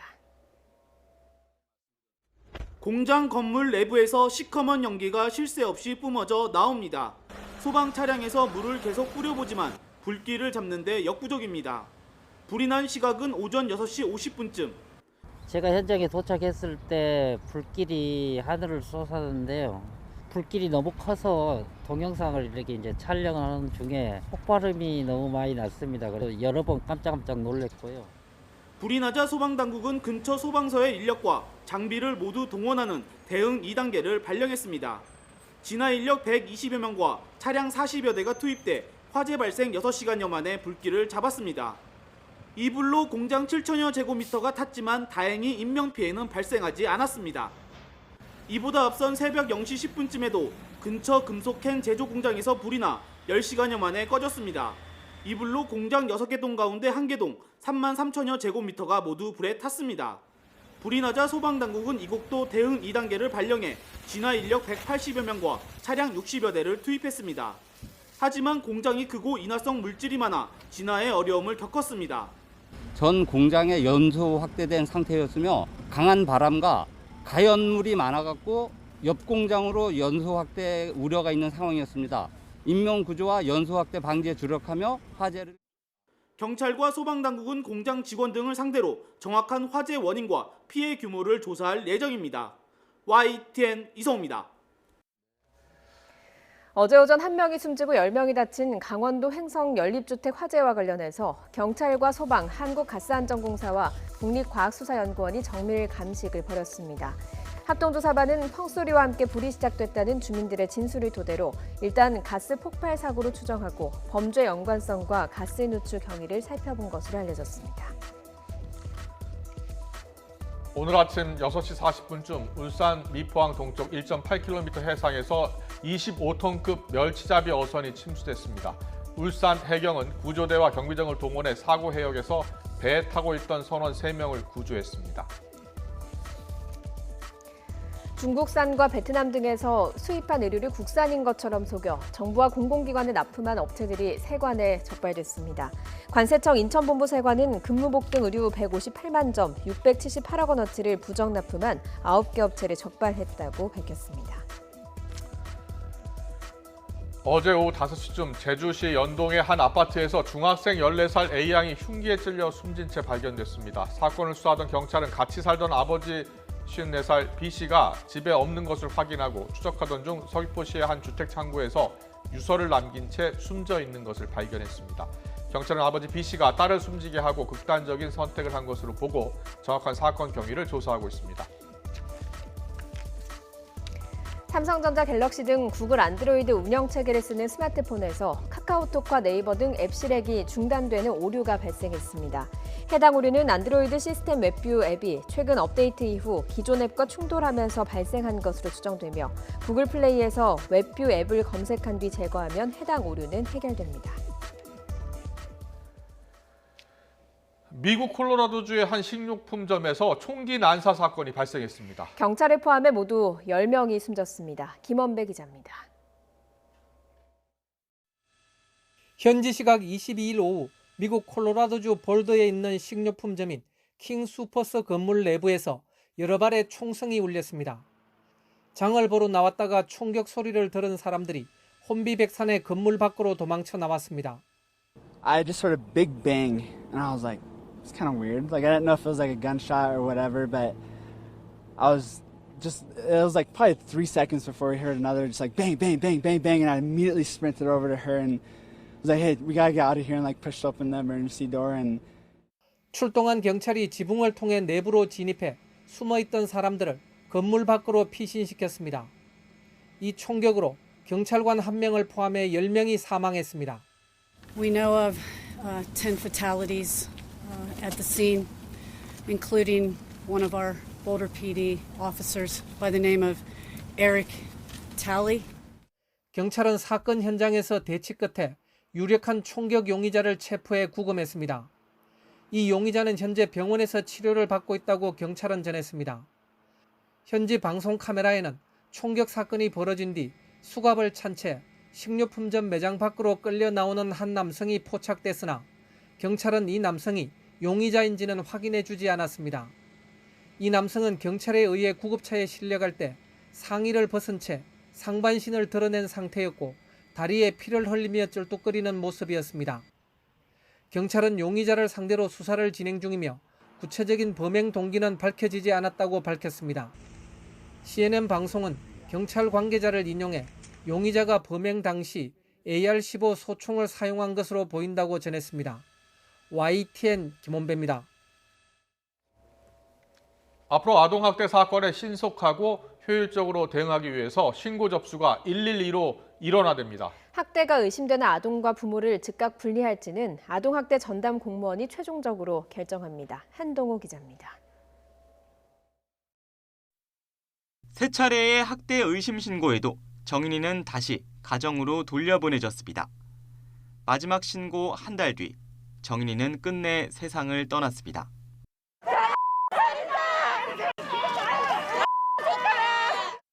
정인이와 같은 아동학대 사건을 막기 위해 즉각 분리제도가 오는 30일부터 시행됩니다. 즉각 분리제도는 응급조치 뒤 보호 공백이 발생했거나 재학대 우려가 강해 조사가 필요한 경우 지자체의 보호조치 결정이 있을 때까지 피해 아동을 아동보호시설 등에서 보호하는 제도입니다. 1년에 2차례 이상 학대 신고가 접수된 아동의 현장 조사 과정에서 학대가 강하게 의심되거나 보호자가 아동에게 거짓 답변을 유도하는 경우에 즉각 분리가 이루어집니다. 즉각 분리 결정은 아동학대 전담 공무원이 경찰과 협의한 뒤 최종적으로 결정합니다. 전담 공무원이 즉각 분리 여부를 판단하기 어려우면 의료인 등 전문가가 참여하는 통합회의를 열 수 있습니다. 아동학대 신고는 112로 일어나 하고 아동학대 상담은 129 보건복지부 상담센터와 지자체, 아동보호 전문기관에서 담당합니다. 밤이나 새벽, 휴일에 들어온 신고는 경찰이 현장을 확인한 뒤 전담 공무원에게 동행 출동을 요청해 협업하도록 했습니다. 이 같은 지침은 현재 서울 강동구와 부산 수영구 등 전국 10개 시군구에 시범 적용됐습니다. 정부는 미비점을 보완한 뒤 다음 달 최종안을 시행할 예정입니다. YTN 한동우입니다. 어린이 보호구역의 안전과 사고 책임을 강화하는 민식이법이 내일로 시행 1년을 맞게 됩니다. 일단 교통사고 자체는 줄어들었지만 아직 보완해야 할 점도 많은 것으로 전해졌습니다. 정경일 교통사고 전문 변호사 연결해서 자세한 이야기 들어보겠습니다. 변호사님 나와 계십니까? 네, 안녕하세요. 나와 있습니다. 안녕하세요. 네, 안녕하세요. 네. 민식이법이 시행된 뒤에 이 스쿨존에서의 교통사고 건수가 전년 대비해서 30% 넘게 감소했다고 하던데요. 얼마나 줄었습니까? 네, 그러니까 2019년도와 비교한다면 사망자 수 6명에서 2020년도 3명, 또 사고 건수도 400명대 초반, 후반 이와 같이 줄어드는 부분이 나타나지만 또 2020년도 그 코로나 특수성 이 부분 감안한다면 실질적으로 유의미하게 줄었더라 보기 힘들고 또 2018년도와 비교한다면 사망자 수 오히려 동일하고요. 사고 건수는 늘어난 것으로 확인되는데 안타깝지만 민식이법 효과 있었다고 보기는 힘들어 보입니다. 그렇군요. 수치상으로는 줄어들었지만 코로나19 때문에 아이들이 학교를 가지 않았으니까 그게 유의미한 수치다라고 보기 어렵다는 말씀이신 거군요. 예, 맞습니다. 민식이법의 주요 내용을 보면요. 사고 운전자에 대한 처벌을 강화하는 내용이 담겨 있었습니다. 실제로 지난 1년간 돌아보면 사고 운전자에 대한 처벌이 어떻게 무거워졌습니까? 네, 민식이법 시행으로 법에서 정한형은 상당히 무거워졌거든요. 기존에는 사망, 부상 관계없이 일률적으로 5년 이하의 금고 또는 2천만 원의 벌금형이 처해지던 것이 민식이법 시행으로 부상의 경우에는 500에서 3천만 원의 벌금 또는 1년에서 15년 이하의 징역형, 사망의 경우는 무기 또는 3년 이상의 징역형으로 처벌되도록 강력하게 처벌이 무거워졌습니다. 하지만 실제 처벌이 이와 같이 무거워졌느냐? 어떻게 보면 민식이법 시행 전후 판결문 전수조사 해야겠지만 또 유의미한 통계를 확인해 봐야겠지만 여기에 대해서 한계가 있고 제가 접해본 바로는 이와 같은 민식이법 법에서 정한 형만큼 형 자체가 무거워진 것으로 보기는 힘들어 보입니다. 양형은 확실히 강화가 됐지만 실제 법원 판결에서는 이렇게 강화된 것 같지 않다라는 말씀이신데 피해자 가족들도 이 운전자 처벌을 좀 더 강화해야 한다는 생각인 것 같네요. 네, 맞습니다. 어떻게 보면 피해자 입장에서는 법에서 정한 만큼 처벌이 이루어지길 바라고 오히려 그와 같이 처벌이 안 이루어진 것에 많은 불만을 가집니다. 또 법원에서도 이와 같은 민식이법 양형 기준이 마련돼 있어야 되는데 현재까지 교통사고에 관한 양형 기준을 그대로 끌어다가 판결하니까 선고할 때 형 자체가 약할 수밖에 없습니다. 적어도 법원이 피해자 가족들의 눈높이는 아니더라도 국민들의 법 감정에 맞게끔 형이 선고되어야 할 필요성이 있어 보입니다. 알겠습니다. 법원이 국민들의 법 감정에 맞게끔 선고를 할 필요가 있다라는 말씀을 해주셨습니다. 그러면 제도적으로는 어떤 부분을 좀 더 강화를 해야 될까요? 네, 지금 어떻게 보면 민식이법이 시행되고 그 어린이 보호구역 내 안전시설물이 확충되고 보충되었습니다. 그리고 또 운전자 경각심을 주기 위해서 어린이 보호구역 내에서 사고 났을 때 처벌을 강화하도록 법이 바뀌었습니다. 이와 같이 교통시설물 보완했고 또 운전자들 처벌을 강화해서 운전자의 경각심을 주는 것으로 바뀌었는데 이와 같은 것으로 하는 것에 한계가 있습니다. 지금 한 1년 동안 왔지만 유의미한 변화를 보이지 않고 있는데요. 그렇다면 이 부분에 대해서 안전시설물을 계속 확충하는 것은 기본적으로 하되 또 사건의 당사자를 할 수 있는 어린이, 이 어린이에 대해서 교육도 철저히 이루어져야 됩니다. 어린이 교육의 주체는 부모와 학교인데 학교에서의 어린이 안전교육 철저히 해야 되고 또 부모 입장에서도 어린이 어느 부모가 자식 등한히 여기겠습니까만은 여기에 대해서 안전을 위해서 부모 입장에서도 철저한 안전교육, 감독 필요해 보입니다. 알겠습니다. 그리고요 일각에서는 운전자에 대한 그 처벌 강화가 또 능사는 아니다 이런 또 지적하시는 분들도 있거든요. 여기에 대해서는 어떻게 생각하세요?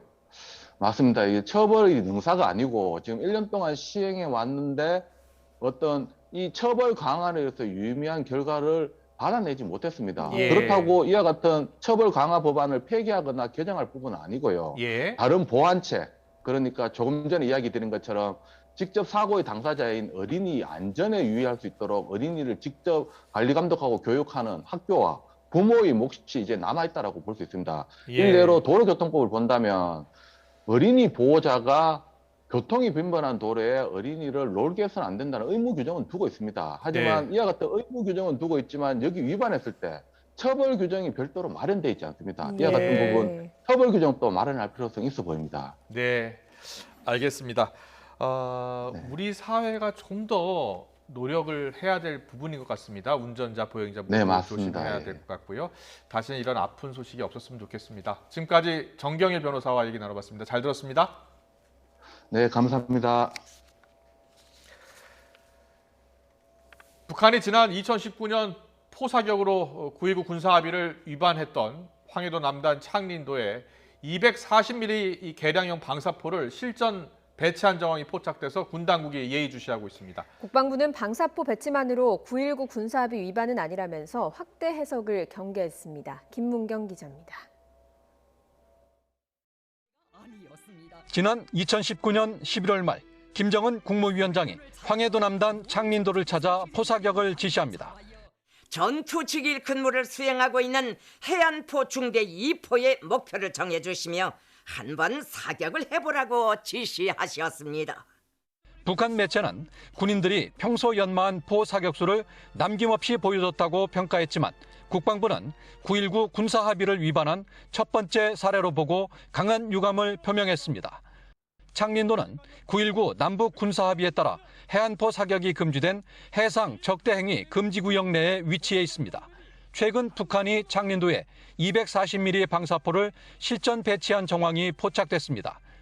창린도는 백령도와 연평도 사이에 위치해 있는데 240mm 방사포의 사거리가 약 60km인 점을 감안하면 두 곳 모두 사정권에 있는 셈입니다.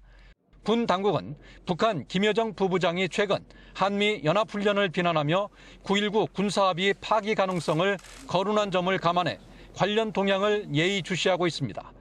국방부는 다만 무기 배치만으론 군사합의 위반 여부를 평가하는 것은 적절치 않다며 확대 해석을 경계했습니다. 특정 화기 배치만으로 9.19 군사합의를 위반했다거나 무력화했다라는 것은 그렇게 평가하는 것은 적절치 않아 보이고요. 실제로 9.19 군사합의의 합의 내용에도 포함되어 있지 않습니다. 북한은 창린도 외 강화도와 가까운 한박도 등 서해 NLL 이북에 있는 섬에서 군사시설을 꾸준히 구축하고 있다는 평가입니다. YTN 김문경입니다.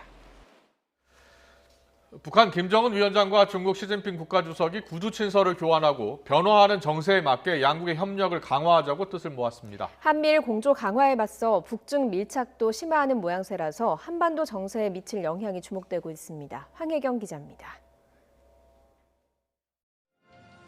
북한이 김정은 국무위원장과 시진핑 주석의 구두 친서 교환 사실을 공개했습니다. 구체적인 시간과 장소는 언급하지 않았지만 전날 리룡남 신임 중국 주재 북한 대사가 숭타오 중국 공산당 대외연락부장을 예방한 자리에서 이루어진 것으로 보입니다.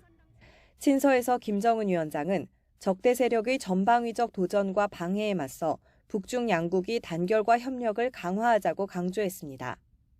시진핑 주석도 북중 관계를 훌륭히 발전시키자면서 심각히 변하는 정세 속에 한반도의 평화 안정, 번영을 위해 적극적 공헌을 한 용의가 있다고 화답했습니다. 두 정상 모두 새로운 정세에서의 양국 협력을 강조했다는 점에서 특히 이목을 끌고 있습니다. 최근 미중 고위급 회담에서 양국이 정면 충돌한 뒤 중러 외교장관이 만나 미국에 맞서는 전략적 소통을 강화하기로 한 가운데 북한 또한 중국과 발을 맞추는 모양새입니다. 유엔 대북인권 결의안 표결이 임박한 시점에서 이제 친서가 공개됐는데요. 미국의 인권 안팎에도 북중이 같이 응수하는 차원으로도 좀 주목할 여지가 있습니다. 그리고 이제 중국과 북한이 대미 외교 전선에서 힘을 합쳐 보조를 맞춰 나간다는 그 공동의 이해관계가 반영된 이번 친서 교환이라고 생각합니다. 정부도 북중의 이 같은 움직임이 한반도 정세의 중요한 요소라는 점에서 재반 동향을 관심 있게 지켜본다는 입장입니다. 다만 2016년 북한의 7차 당대회 때도 양국 정상이 구두 친서를 교환하는 등 주요 계기 때마다 당대당 교류의 전례가 있어서 상황을 종합적으로 판단해보겠다고 밝혔습니다. 한편 시 주석이 대북 물자 지원 의사를 밝혔지만 아직 북중 국경 봉쇄가 완화되거나 북중 교역이 재개된 동향은 포착되지 않은 것으로 알려졌습니다. YTN 황혜경입니다. 서울 시민들이 생활하면서 가장 불편한 점을 무엇으로 꼽았을까요? 대기 오염이 1순위를 차지했고 주차장 확보나 자치구 불균형 문제 등도 주요한 불만으로 꼽혔습니다. 서울시가 시민 불만 해소를 위해서 본격적인 생활 편의 기술 개발에 나섰습니다. 최소라 기자입니다. 몽골과 중국을 거쳐온 황사가 서울 시내를 뿌옇게 뒤덮었습니다. 미세먼지 비상 저감 조치가 내려졌지만 나빠진 공기질을 막기에는 역부족입니다. 미세먼지가 좀 심해서 좀 기관지가 약한 편이라 그런 점은 좀. 실제로도 서울 시민들은 가장 불만족스러운 첫 순위로 미세먼지와 공기오염을 들었습니다. 주차장 문제와 자치구 사이 불균형 문제, 사회적 약자를 위한 시설 부족 등이 뒤를 이었습니다. 자연스럽게 10년 후를 대비해 서울시가 가장 시급하게 해야 할 일로 대기질과 수질 개선을 꼽았습니다. 코로나19 대응 역량 강화를 오히려 앞질렀습니다. 대기, 그리고 양극화, 일자리 이런 것들이 가장 우선순위에 올라 있었는데 이 모두 삶의 질과 관련된 부분이라고 생각을 합니다. 그 일과 삶의 균형 부분이 사람들이 가장 선호하는 미래의 자기 모습이었습니다. 서울시도 기술연구원을 중심으로 대기질 개선을 위한 기술 개발에 나섰습니다. CCTV를 통한 매연 차량 자동 인식 장치, 센서와 연계된 정확한 미세먼지 측정 장치 개발 등이 우선 연구 대상입니다. 노후화된 다리나 터널 등을 관리하는 기술, 안전 위험 요소를 감시하는 모니터링 장비, 폐기물 재활용 기술 등도 시급한 과제입니다. 도시 차원의 필요한 연구를 수행할 필요가 있다고 봤고 시민의 참여하에 보고서가 만들어졌다. 서울시는 미래 도시 문제를 담은 보고서를 다음 달부터 시민들에게 공개하고 구체적인 개발 로드맵을 완성할 방침입니다.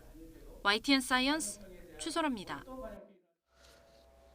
강원도 홍천과 충북 충주 수안부에서 잇따라 산불이나 소방당국이 진화에 나섰습니다. 오늘 오후 3시 55분쯤 강원도 홍천군 화촌면 성산리에 있는 야산에서 불이 났습니다. 불이 나자 산림청 헬기 3대 등 헬기 5대와 인력 60여 명이 투입돼 진화 작업을 벌이고 있습니다. 강원 지역은 건조한 날씨가 이어지는 가운데 현장에 바람이 초속 5m 정도로 강하게 불고 있어서 진화에 어려움을 겪고 있습니다. 산림당국은 헬기 투입이 가능한 일몰 전까지 진화를 마무리할 계획이지만 바람에 불길이 번져서 현재 여의치 않은 상황입니다.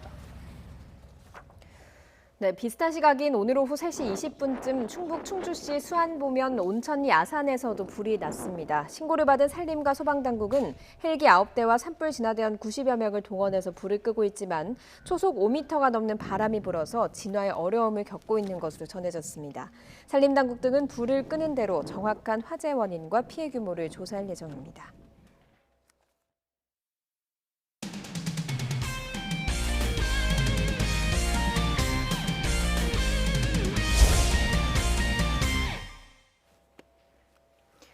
모레 열리는 한일전 축구 경기 관중 규모가 기존 5천 명에서 10,000명으로 늘어났습니다. 일본의 코로나19 증가세가 여전한 가운데 올림픽 안전성을 홍보하려는 목적이 강해 보입니다.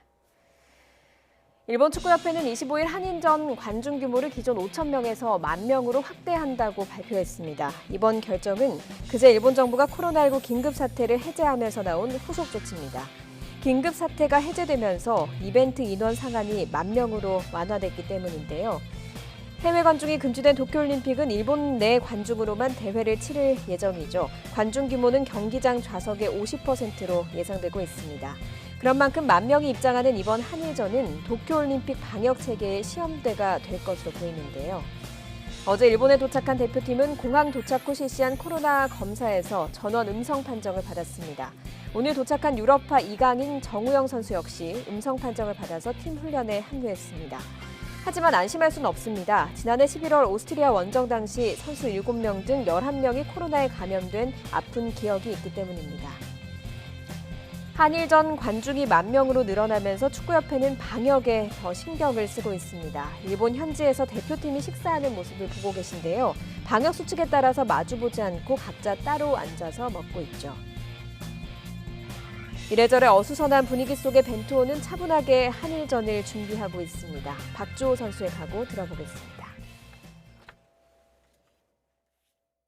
사실 뭐 어려운 상황인 거는 모두가 알고 있고 또 피로가 있는 건 당연한 거지만 지원 스태프분들과 그리고 여러 분들이 지금 저희가 최대한 안전하게 방역 수칙을 지키면서 경기와 훈련을 임할 수 있도록 지금 도와주시고 계시기 때문에 저희는 이 안에서 할 수 있는 최선의 모습을 보여주는 게 중요하다고 생각합니다.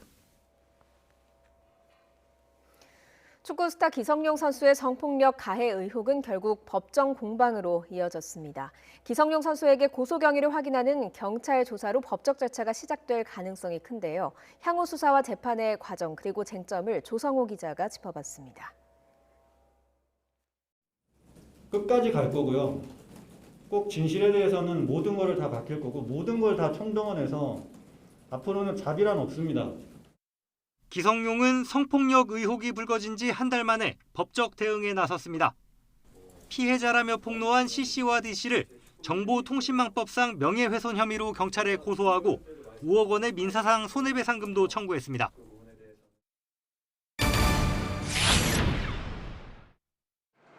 경찰은 기성용부터 불러 조사합니다. 고소하게 된 경위를 듣는 절차입니다. 초등학교 시절 동료와 지도자들에 대한 광범위한 조사가 불가피합니다. C씨와 D씨 조사, 구속 여부, 수사 단계마다 큰 관심이 쏠릴 수밖에 없습니다.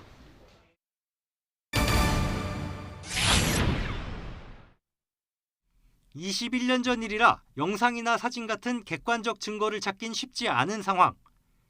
피해 주장을 뒷받침하는 목격자가 한 명이라도 나온다면 기성용의 결백 주장은 힘을 잃을 수 있습니다.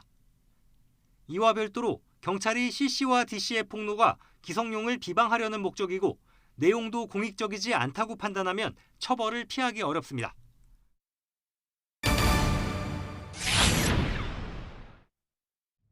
손해배상 소송은 따로 진행됩니다. 다만 법률 대리인들이 수사 추이를 기다려달라고 재판부에 요청하면 결과가 나올 때까지 일정이 미뤄질 수 있습니다.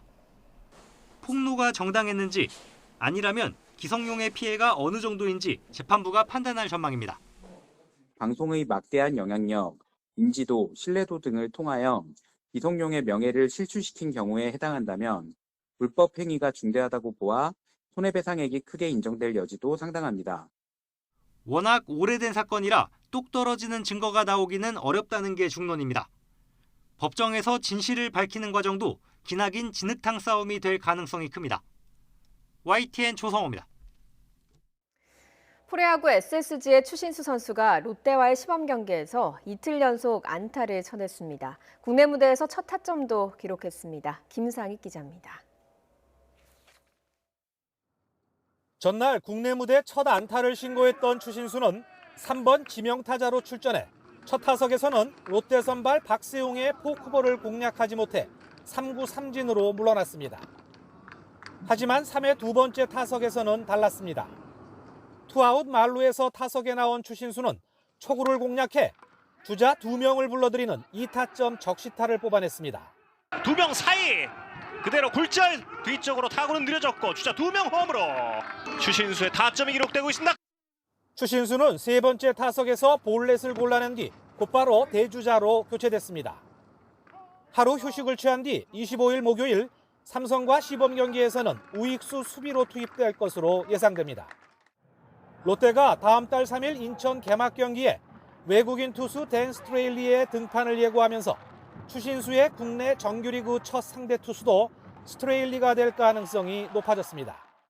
추신수는 메이저리그 시절 스트레일리를 상대로 홈런 1개를 포함해 11타수 4안타 1타점으로 비교적 강한 모습을 보였습니다. 앞선 두 번의 시범 경기에서 모두 30개의 안타를 내주고 21실점하며 극도로 불안했던 SSG 마운드는 선발 정수민이 4이닝 동안 무실점하는 등 오랜만에 안정적인 투구를 선보였지만 불펜 부진 속에 3대2로 역전패했습니다. YTN 김사익입니다. 여자 배구 플레이오프가 내일 최종 3차전에서 챔프전 진출팀을 가리게 됐습니다. 서봉국 기자가 보도합니다. 왼손 스파이크 묘기 속에 29점을 폭발시키며 1차전 승리를 가져왔던 김연경. 2차전에서도 후배 김미연을 번쩍 안아 격려하고 몸을 던지는 수비 투혼으로 리더의 몫을 다했습니다. 지금 몸을 아끼지 않고 끝까지 따라가는 모습들이었고요. 네. 하지만 기업은행 김희진, 김수지의 밀착 마크 속에 공격의 순도를 나타내는 공격 효율은 현저하게 떨어졌고 김연경 스파이크 블로킹! 나이스 블로킹이에요. 동점 블로킹! 20득점 활약에도 3대1 패배를 막지는 못했습니다. 결국 1대1 승부 원점. 최종 3차전이 11년 만에 V리그로 복귀한 김연경에겐 핑크색 유니폼을 입고 뛰는 마지막 게임이 될 수도 있는 상황이 된 겁니다. 시즌 후 해외 재진출 등 여러 선택이 있는 상황에서 김연경도 앞서 이번 봄 배구의 소중함을 요가 없이 드러냈습니다. 한국에서 배구를 할지 어떻게 될지 아직 모르는 상황이기 때문에 이 기회를 좀 잡아서 우승을 하고 싶은 생각이 좀 간절하게 있는 거는 사실인 것 같고요. 목적타 서브와 결정적인 블로킹이 1, 2차전 승부를 결정지은 여자 배구 플레이오프. 위기의 팀을 코트 안팎에서 추스르고 있는 배구 여자의 어깨는 승리와 우승을 향한 간절함 속에 더욱 무거워지고 있습니다. YTN 서봉국입니다.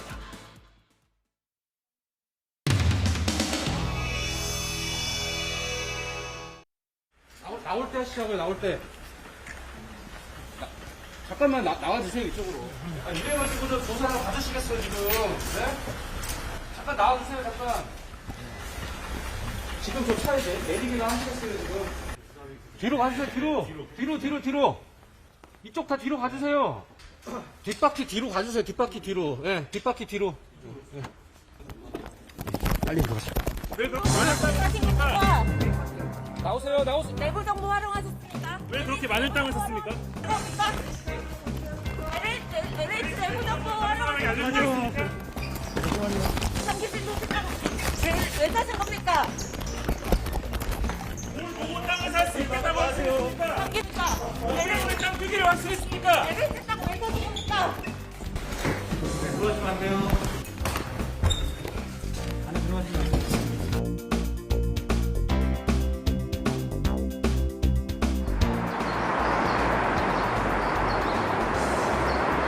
조사에서 뭘 추궁받으셨습니까? 혐의 인정하셨습니까? 네, 성실히 답변했습니다. 성실히 땅을 그렇게 많이 사서 뭐 하려고 하셨습니까? 왜 그렇게 많은 땅을 사셨어요? 하셨습니까? 신도시 정보 어떻게 하셨습니까? 내부 정보 활용한 거 맞습니까? 진술 뭐라고 하셨는지 한 말씀만 부탁드립니다. 내부 정보 직원들과 공유하셨습니까? 신도시 정보 한 말씀만 부탁드립니다. 내부 정보 활용하신 거 맞으십니까? LH 직원으로서 부적절하다고 생각 안 하십니까? 이러셔야 됩니다. 다른 사람들과 정보 공유하셨나요?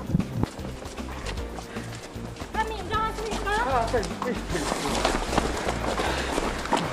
어디로 가신 거예요? 한 말씀만 해주십시오. 직원들과도 정보 공유하셨습니까? 잠깐만요.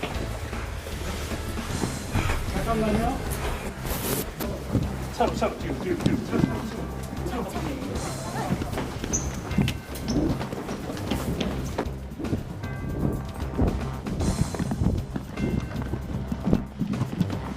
하시네요 진짜 너무들. 어떻게 내부 정보 취득하셨습니까?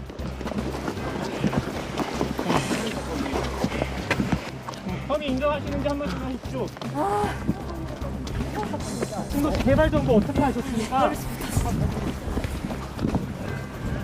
떳떳하게 투자하신 겁니까? 차 어느 쪽에 있습니까? 내부 정보 언제 입수하셨나요? 땅 언제 들어가신 겁니까? 신도시 개발 정보 언제 하셨습니까?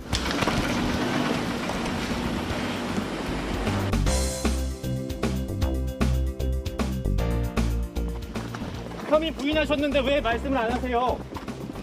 네? 혐의 부인하셨습니까? 떳떳하시면 한 말씀만 해주십시오. 떳떳하시면 한 말씀만 해주십시오. 국민적 공분이 큽니다. 한 말씀 하십시오. 떳떳하시면 한 말씀 해주시죠. 국민들께 실력 제발 좋고 힘든 거 맞습니다.